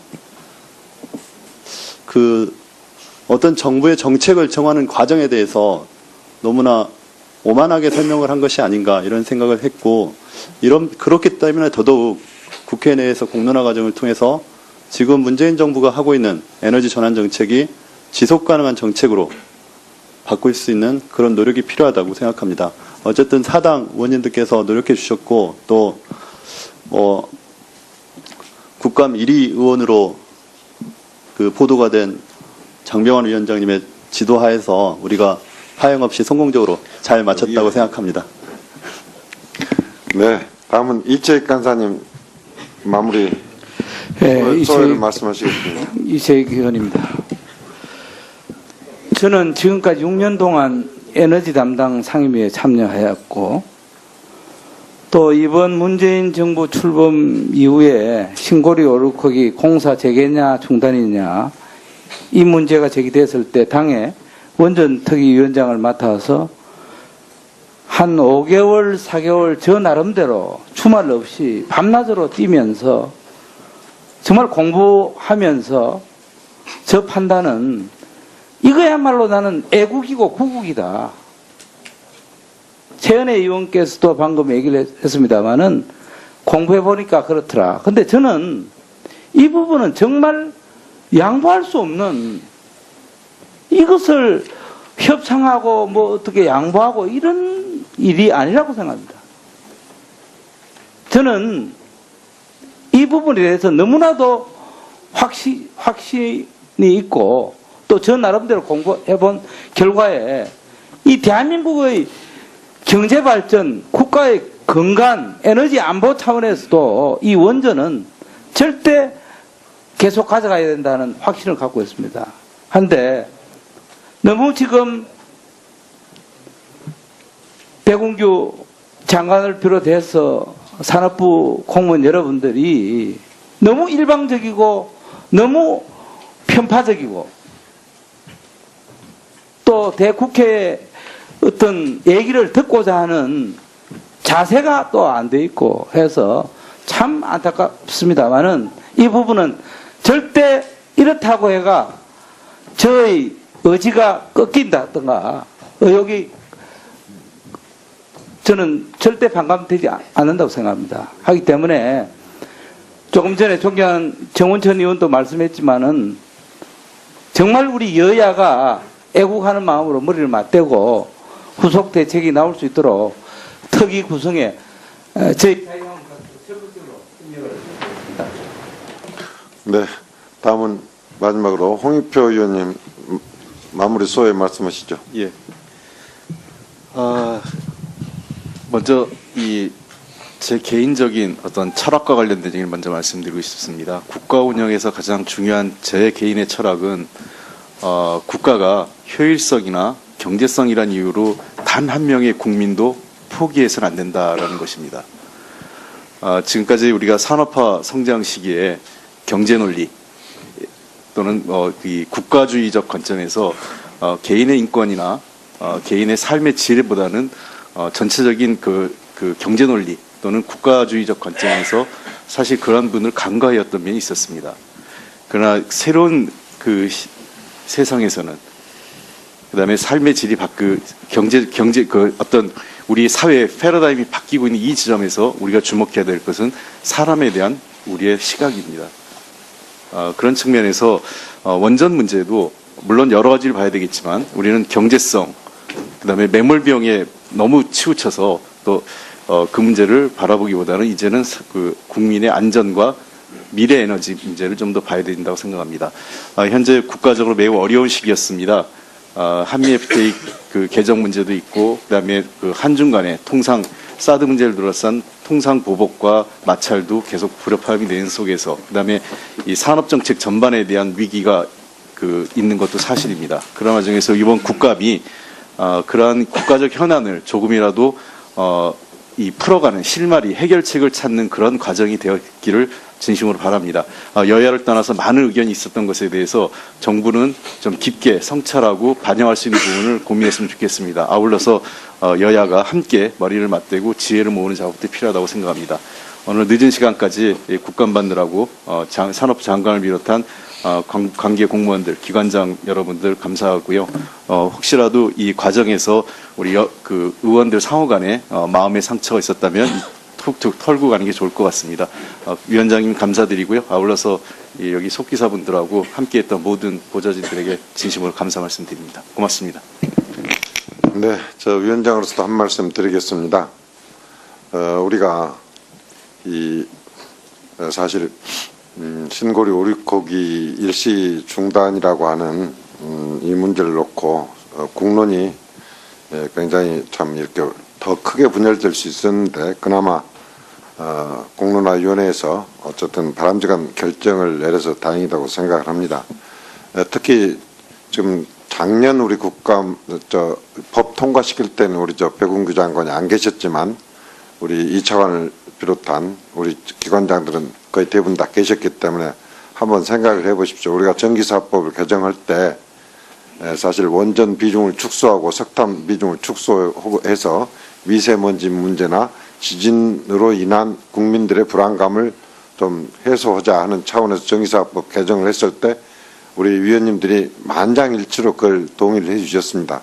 사실 그 방향으로 그대로 이렇게 점진적으로 이게 원전 비중을 축소하고 석탄 발전 비중을 축소하는 방향으로 갔으면 되는데, 저는 너무 이 정부 새 정부가 들어서서 좀 탈원전이라고 하는 좀 극단적인 그 정책 방향을 제시를 하면서 이 뭐랄까요, 우리 갈등이 시작되었다고 생각합니다. 그래서 이 문제를 수습하는 길은 저는 명백하다고 생각합니다.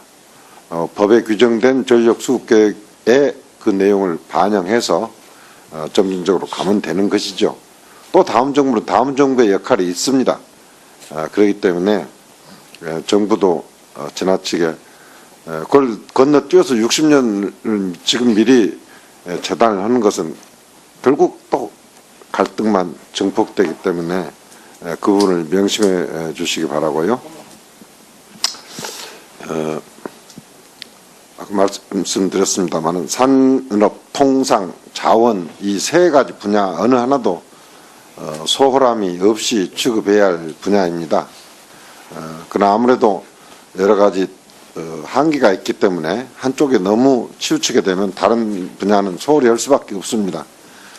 그런데 위원장으로서 제가 느끼기에는 지금 탈원전이 아니냐를 걱정할 때보다는 훨씬 통상과 산업에 더 산자부 업무에 우선순위를 두어야 할 시점이다. 그 부분만큼은 정말 명심하고 시간 배분이라거나 이런 적에 대해서 좀 고려를 해 주시길 바랍니다. 드리고 싶은 말씀은 많이 있습니다만은 제 말씀을 이렇게 마치기 하겠고요. 밤새우면서 국감을 준비하신 위원님의 입장으로서는 질의 시간이 너무 부족하셨을 겁니다. 시간상 제약으로 미처 구두 질의를 못하신 내용은 서면 질의를 활용해 주시기 바랍니다. 위원님들의 서면 질의에 대해 장관님께서는 빠른 시일 내에 상세하게 답변서를 작성하셔서 위원님들께 제출해 주시기 바랍니다. 서면 질의와 답변 내용은 회의록에 게재토록 하겠습니다.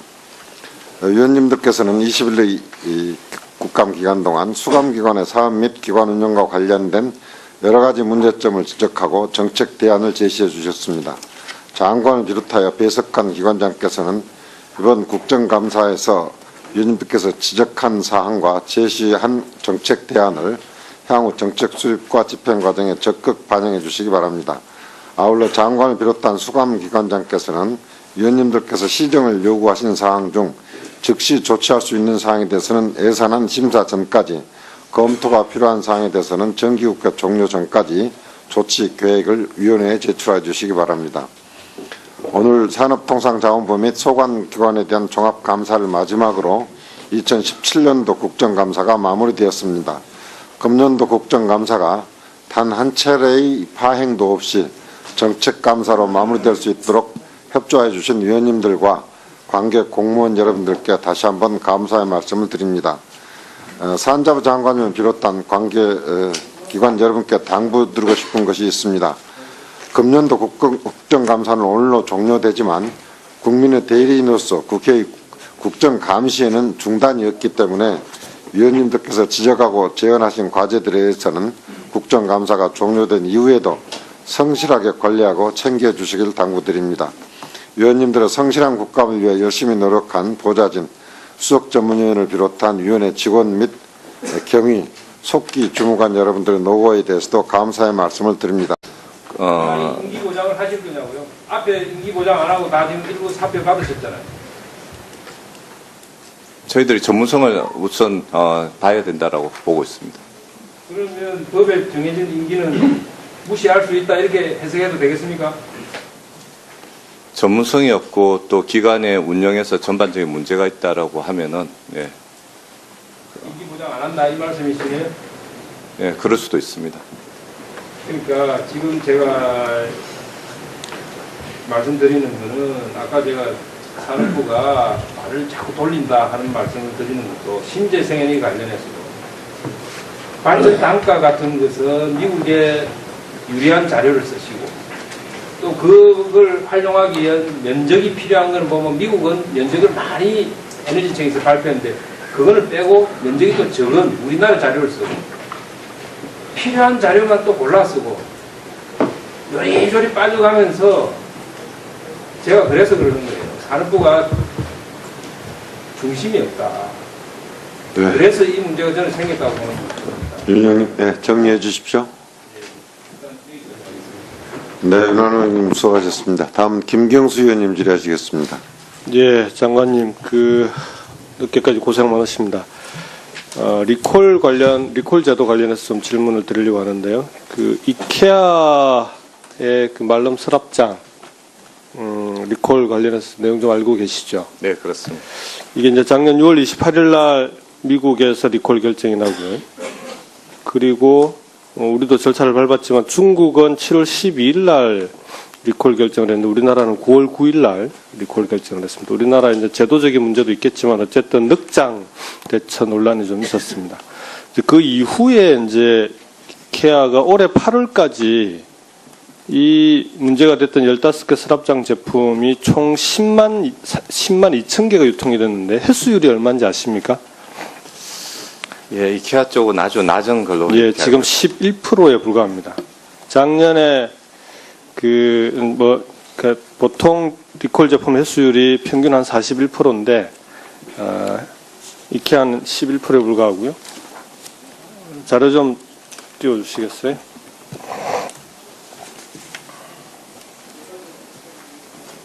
네, 지금 보면은, 이 횟수율 표를 쭉 보면은, 조치 결과 이행 점검 완료로 올해 4월달에 다 나와 있는데요. 4.17%, 5.20%, 4.14% 전부 이행 점검 완료입니다. 이게 지금 수거율이 낮은데도 이행 점검 완료 조치가 돼 있는 거예요. 이게 이케아에서는 문자를 한 차례 발송한 것 말고는 그다음 통화가 가능한 사람 157명, 문자 발송도 10만 2천 중에서 13,500명. 나머지는 리콜 안내조차 안 된 상태에서도 점검 완료가 되어버렸습니다. 그 다음 페이지 좀 보여주시겠어요? 같은 날 리콜 결정난 가구 제품들 횟수율입니다. 물론 낮은 곳도 있는데 대부분 우리나라 제품들 같은 경우는 높은 건 84%까지 있습니다. 문제는 이게 지금 이행점검 완료 조치를 할 때 세부 기준이 지금 없어요. 뭘 가지고 점검 완료를 할지에 대해서 기준이 따로 없이 열심히 노력했다라고 판단이 되면은 이 조치를 취하는 겁니다. 그리고 뭐 리콜 명령을 받고 제대로 이행을 안 했을 때도 별로 이렇게 큰 불이익이 없는 상태고요.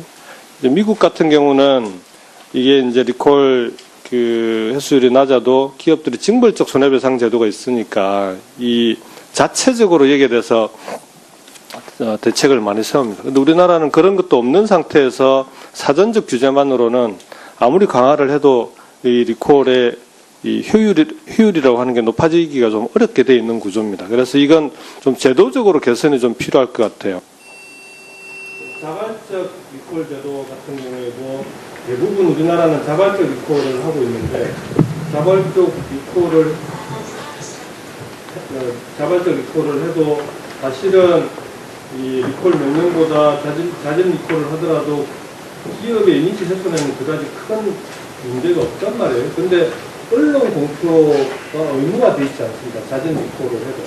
그러다 보니까 리콜 명령보다는 자발적 리콜을 선택을 하는데 언론 공표가 의무가 돼 있지 않기 때문에 이게 리콜 제품인지 아닌지 소비자들 알기가 어렵습니다. 그러다 보니까 횟수율은 더 낮아지고 이 문제에 대해서 최소한 자발적 리콜도 이제는 언론 공표를 의무화해야 되는 거 아니냐. 그래서 리콜 제도를 실효성 있게 만들기 위한 제도적인 대책. 잘 되고 있어요? 지금까지의 상황 전체를 다만 이제 그 비상 발전용으로 최근에 지금까지 했던 상황 전체를 예. 본 의원실에 보고 좀 해주시고요. 알겠습니다. 예. 이거는 제가 본 의원이 그 정책 토론을 했던 내용이기 때문에 반드시 보고를 해주시기 바랍니다. 예, 알겠습니다. F8용 ESS 구축을 통한 상향 가능한 국내 총 발전량이 얼마입니까? 저 정확히 제 수치 1143메가와트고요. 5,500억 정도가 절감이 되는 거예요. 예. 이게 우리나라의 전력의 핵심 요원이라는 사실을 잊지 마십시오. 예, 예. 현행 전기사업법은 표준 주파수 60 헬즈에서 오차 범위 0.2 헬즈 변동 범위만 허용한다고 되어 있어요. 그죠? 그렇습니다. 예. 그 이상을 벗어나면 주파수의 불안에 따른 전체 계통이 마비되는 상황이 발생한다는 것도 알고 계시죠? 네, 알고 있습니다. 이런 거를 개발한 상황이 어디까지 진전되어 있습니까? 지금 국내 실증이 다 끝났고요. 좋은 데이터가 이미 나와 있고 해외에 수출하는 단계에 있습니다. 3천억 원을 들여서 인파를 구축하면서 기능이 작동 고작 8분이었습니다. 알고 계세요? 8분 이상 가는 경우도 많이 있습니다. F8용 ESS 엄청나다는 얘기입니다. 8분이, 자 9분, 10분 좀 드릴까요? 이게 연구예요. 전체적으로 함께 연구하고 함께 의논해서 빨리 개발해서 대한민국에서 원전이고 화력발전소고 아니면은 천둥 번개 치는 거 다 끌어 모아가지고 저장할 수 있는 장치를 함께 개발할 수 있는 기회가 왔으면 좋겠습니다. 이상입니다. 예, 알겠습니다. 뭐 번개불까지 가져올 수 있어요? 그래요? ESS 장치 대단하십니다. 김근환 의원님 대단하십니다. 우리 저 다음 김기선 의원님 질의해 주십시오. 예, 한전 소장님. 그 힘 있는 대기업이나 또 공기업들이 이런 우월한 지위를 이용해 가지고 벤처기업이 심혈을 기울여서 개발한 새로운 기술이나 또 특허를 무단히 사용한다거나 침탈하는 이러한 일이 계속되어서는 대한민국의 미래는 없다. 사장님 전적으로 공감하시지 않습니까? 네, 동감합니다. 바로 문재인 정부가 적폐청산을 부르짖고 있습니다. 적폐청산 바로 이런 데서부터 제대로 시행되고 그래야지 필요하다 이렇게 생각을 하는데 바로 지난해 국감 때도 그렇고 앞서 국감장에서도 제가 말씀드린 바가 있습니다. 한전하고 카카오가 바로 인스타페이라고 하는 이 벤처기업의 특허를 침해해서 한전 이 자동 납부 고지를 추진하려고 했던 것. 그 인스타페이가 카카오를 상대로 해가지고 특허 심판원에서 참으로 드물게 이겼습니다. 이런 상태에서 한전은 카카오 관계를 접고 독자적으로 스마트 한전이란 걸로 해가지고 올 초부터 이걸 지금 출시를 하고 있어요. 근데 그 기술이 바로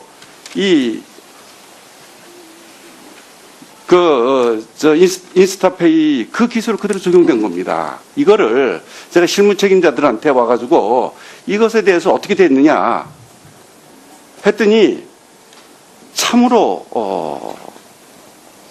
도저히 납득할 수 없는 그러한 문서를 저한테 보냈어요. 그래서 시간이 없기 때문에 사장님한테 그 문서 갖고 있는 문제, 그리고 이것은 앞서도 말씀을 드렸습니다마는 우월한 지위를 이용해 가지고 대한민국의 미래를 얻게 만드는 그러한 대기업, 공기업, 정부 산하기관 대표적인 사례로 저는 보고 있습니다. 그래서 사장님께 보내드릴 테니 이것 관련해 가지고 사장님께서 판단하는 그런 입장을 저한테 책임 있는 자료 보내 가지고 밝혀주시기 바라겠습니다. 예, 잘 검토하겠습니다. 예. 그리고 우리 이 장관님, 네. 바이오 중류 네. 대단히 큰 문제가 있다고 하는 거 우리 법에도 없는 겁니다. 국제 기준에도 없는 겁니다. 감사원에서 이 바이오 중류라고 하는 것에 대해서 REC 부과하는 것이 잘못됐다고 감사원 지적부하지 않았습니까? 알고 계십니까? 네, 그렇습니다. 이 부분은 바로 신재생에너지 기본 체제와 권력이 대단히 잘못되어 있는 부분을 바로잡는 것은 여기에서부터 시작을 해야 된다고 생각합니다. 제가 시간이 없으니까 장관께서 저한테 실무 책임자를 보내주셔가지고 바이오 중류와 관련된 그 입장을 설명할 수 있도록 해주시기 바랍니다. 네, 그러도록 하겠습니다. 이상입니다. 예, 김기선 의원님 수고하셨습니다. 다음은 쭉 넘어가서 우리 윤한홍 의원님 몇 분 빠지시니까 좋네요. 감사합니다. 우리 김도 의원님은 여기 추가 질이 없는 걸로 되어 있네. 그 위원장님한테 제가 그렇게 유인 받았으니까 좀 이따가 또 오시면 제가 하겠습니다. 아니, 하여튼 제가 그렇게 유인 받았으니까 이렇게 좀 이해해 주시고 오시면 바로 그렇게 하도록 하겠습니다. 윤한홍 의원님. 네, 제가 질의하겠습니다. 지난번에 제가 이제 우리 에너지 공기업들하고 국정감사하면서 3020 정책을 하느라고 전부 이제 각 발전사가 목표한 신재생 에너지 발전 설비를 투자하는데 어느 정도 비용이 들 것인지 제가 자료를 쭉 받아보니까 80조가 나옵니다. 제가 자료 받은 걸 집계를 해보니까. 그래서 제가 구체적인 그러면 자금 조달 계획을 한번 다시 내봐라 했더니 각 발전사가 자금 조달 계획을 내지를 못해요. 80조를 마련할 길이 없는 거죠. 근데 서부 발전만 보니까 무지갯빛 자금 계획을 냈더라고요. 매년 뭐 순이익이 몇천억씩 올라가는 식으로 해가지고 냈는데 저는 이 부분도 산업부에서 주관해서 자금 조달 계획을 어떻게 마련할 건지, 예? 어차피 3020을 간다고 하면 제일 중요한 것이 저는 이 자금 조달을 어떻게 해서 해 나갈 거냐 하는 거니까 산업부가 주관을 해 주셔야 돼요. 제가 산업부 이인호 차관님한테 제가 뭐 이런 걸 좀 했으면 좋겠다 말씀을 드리는데 너무 요즘 산업부에서 하시는 거 보면 너무 얕게 하는 것 같아요. 지난번에 6월 29일 날 공문도 한수원에 내려보낼 때 그때 차관님이 계셨잖아. 근데 그 중요한 신고리 원전 관련한 공문 내리면서 국장 전결로 했는데 이번 10월 24일 날 공문도 어디 국장 전결로 했습니까? 한수원에 내릴 때? 네, 그렇습니다. 그렇죠. 전부 꼼수 쓰고 있어요. 책임을 안 지겠다는 겁니다. 그리고 제가 한 달쯤 전인가요? 자회사 사장님들 사표 많이 받았잖아요. 제가 경험으로 보면 보통 이제 자회사 사장님들 사표 받을 때 차관이 임기가 남아 있어도 양해를 받죠. 정권이 바뀌면. 근데 제가 사장님들하고 쭉 통화해 보니까 그것도 우리 이 차관님 안 나서고 국장들을 심부름 시켰더라고. 그건 예의가 아니에요. 그리고 이번에 김인호 무역협회 회장 사표 받으러 우리 차관님 가셨습니까? 가서 전달하셨죠. 제가 보니까 차관님이 무역협회 다녀오셨던데. 예, 업무협의차 갔었고요. 그때 가서 전달했습니까? 사표 메시지. 김인호 회장님은 사표 메시지 전달을 사표 메시지 그렇게 받았다고 했는데. 전달한 적은 없습니다. 그런가요? 예. 그 나중에 확인됩니다. 그 속기록이 남습니다. 예? 예. 그렇죠. 그러니까 제가 지금 말씀드리는 거는 아까도 제가 총리실에 산업부가 이렇게 자신도 없고 당당하지 못하고 계속 말을 돌려가면서 하는 게 저는 그 실무 책임자들의 문제가 있지 않느냐. 저는 그렇게 봐요. 그래서 제가 조금 전에 말씀드렸듯이 신재생 에너지를 가겠다면 당당하게 하고 4년 5년 후에 책임을 지고 그런 자세를 가져가야 돼요. 계속 말 돌려가면서 꼬리 물어가면서 그건 저는 장관님보다는 차관님에서 문제가 있지 않나 하는 그런 생각을 좀 해봅니다. 지금 여기 계신 우리 공기업 사장님들 임기가 6개월, 뭐 1년, 2년 남았겠죠. 국정감사 끝나면 다 사표 받으실 겁니까? 장관님 답변해 주실 수 있어요? 지금 저희들이 그렇게 검토는 하고 있지 않습니다만 저희들 전문성과 보니까 일단 이거 통상본부장님한테 얘기할지 일단 장관님한테 좀 먼저 여쭤보겠습니다. 그 지난해 2월에 외국법 자문사법이 개정됐습니다. 혹시 그 내용 아십니까? 외국법 자문사법이라고 해서 그 개정된 법안 내용 보면 국내 법인하고 국외 법인이 합작법인 설비 가름했습니다. 이게 왜 그렇게 됐냐면 알고 있습니다. 이게 한미 FTA하고 한EU FTA 법률 서비스 분야를 3단계에서 개방하는데 그 3단계에 대응하기 위해서 법안을 개정한 겁니다. 그래서 개정했는데 이제 문제는 그 다음에 벌어지는데 올 10월 19일 날 서울고등법원에서 변호사의 상표 출원 대리는 변리사법이 아닌 변호사법에 대해 따라 판단해야 하고 변호사법에 따라 법무법인은 변리사 자격을 갖춘 변호사를 지정해 상표 출원 업무를 대리할 수 있다고 판시가 났어요. 우리나라 법원에서. 근데 이게 두 가지가 합쳐지면 어떤 일이 벌어지냐면 아까 얘기했던 국내 로펌과 해외 로펌이 합작법인을 설립하면 거기서 국내에 있는 변리사 자격을 갖고 온 변호사를 통해 가지고 우회적으로 변리사 업무를 국내에서 볼 수 있게 돼 있다는 거예요. 근데 지금 통상본부장님, 한미 FTA 상황에서 변리사 서비스 시장이 개방돼 있습니까? 안 돼 있습니다. 안 돼 있습니다. 문제는 이 외국법 자문사법에 따라 개정되고 이번 판례에 따라서 보면 결론적으로 어떤 일이 벌어지냐면 외국 법인하고 국내 법인 합작법인에서 국내 법인 소속 변호사, 변리사 자격을 가진 변호사를 통해서 변리사 업무를 볼 수 있을 가능성이 커졌다는 거예요. 여기에 대해서 법률 검토 한번 해보셔야 될 것 같습니다. 대책도 논의하시고 그래서 본부장님도 한번 같이 참여하셔가지고 이 부분에 대해서 어떻게 대응하실지에 대해서 좀 검토를 한번 해보셔야 될 것 같아요. 이게 첫 번째 판례입니다. 10월 19일 고등법원에서. 그래서 그건 한번 보셔야 될 것 같습니다. 그래서 변리사 자격 가진 변호사가 변호사법에 따라서 할 수 있도록 해놨습니다. 상표 출원 등록금도. 요거는 한 번쯤 검토를 해보시는 게 나을 것 같습니다. 한번 꼭 검토해 주시고요. 그리고 장관님, 혹시 전문생산기술연구소 알고 계십니까? 15개 있는데. 네, 생산기술. 예, 이게 장관님 허가받아가 설립하죠? 네, 그럼. 예, 우리나라 15개 있습니다. 근데 이게 주로 정부 R&D 사업 참여 통해서 운영을 하고 있습니다. 일부 운영비 정부가 보조도 해주고 있고요. 근데 문제는 감사를 안 받아. 그리고 자체 감사 조직도 없어요. 있는 데가 한두 군데인가 몇 군데 있고 나머지는 대부분이 감사 조직도 없습니다. 그리고 보니까 5년 동안 두 곳은 단 한 번도 산업부 감사 받은 적이 없고요. 다른 연구원도 5년 동안 딱 한 번 받았어요. 도대체 이거 정부 출연 연구 돈 받아다가 R&D 자금 받아다가 연구하는데 어디다 쓰는지 아무도 감사하지 않아. 근데 이거 산업부 장관이 허가해서 하고 있거든요.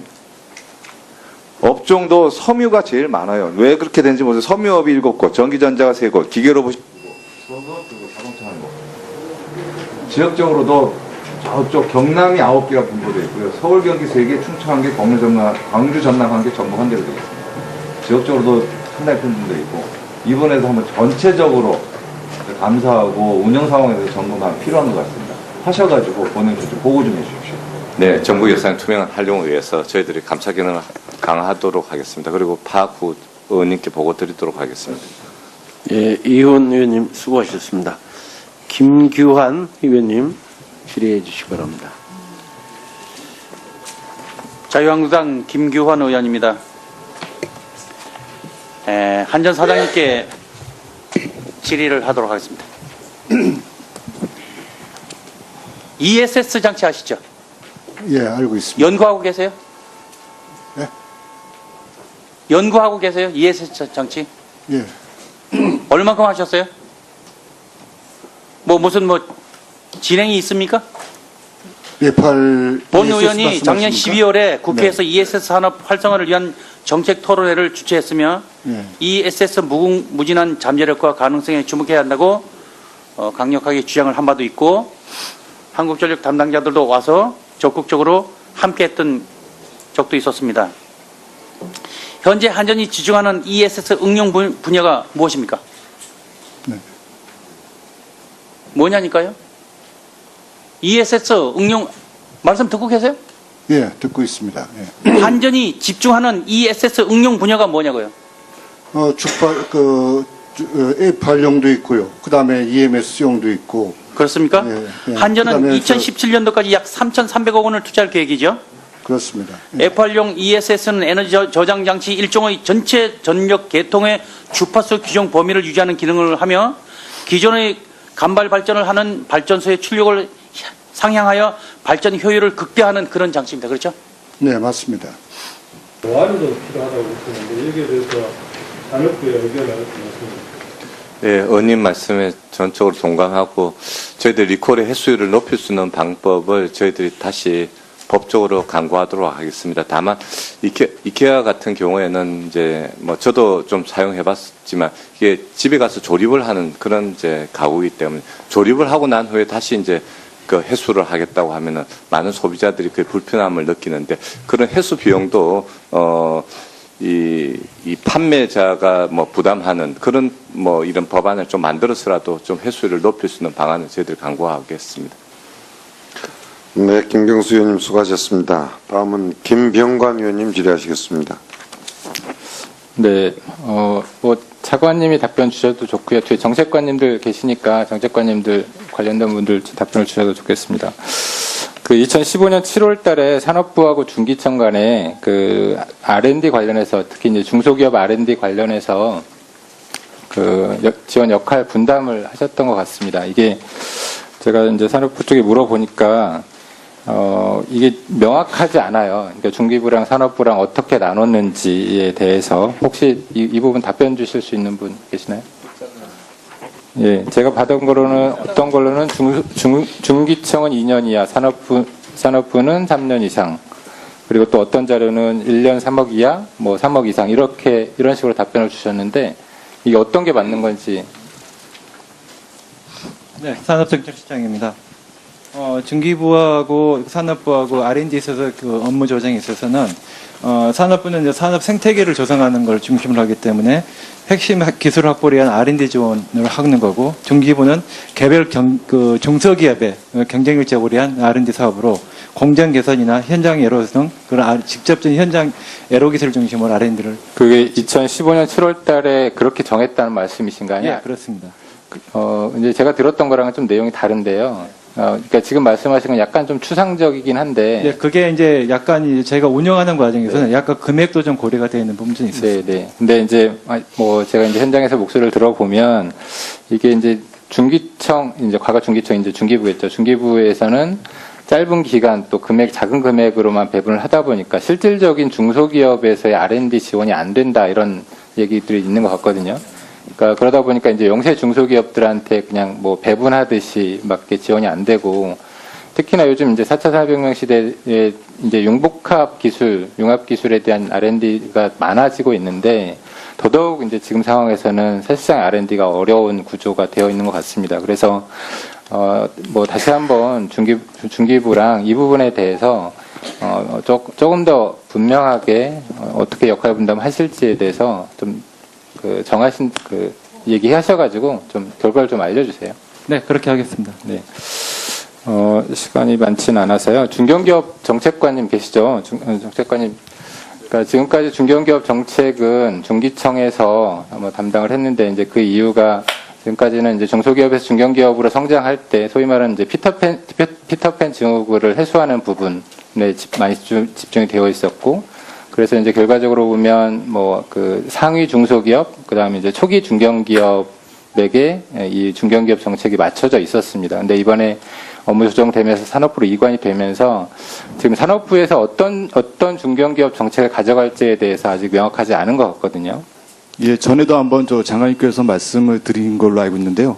저희가 지금 중견기업 육성 정책을 지금 만들고 있습니다. 그래서 아마 11월 달에 저희들이 그 보고를 드릴 수 있을 것 같습니다.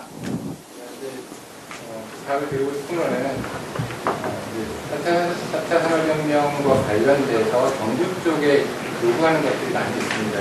요구할 때 소위 말하는 부처간 칸막이를 없애자 이런 얘기를 많이 하거든요.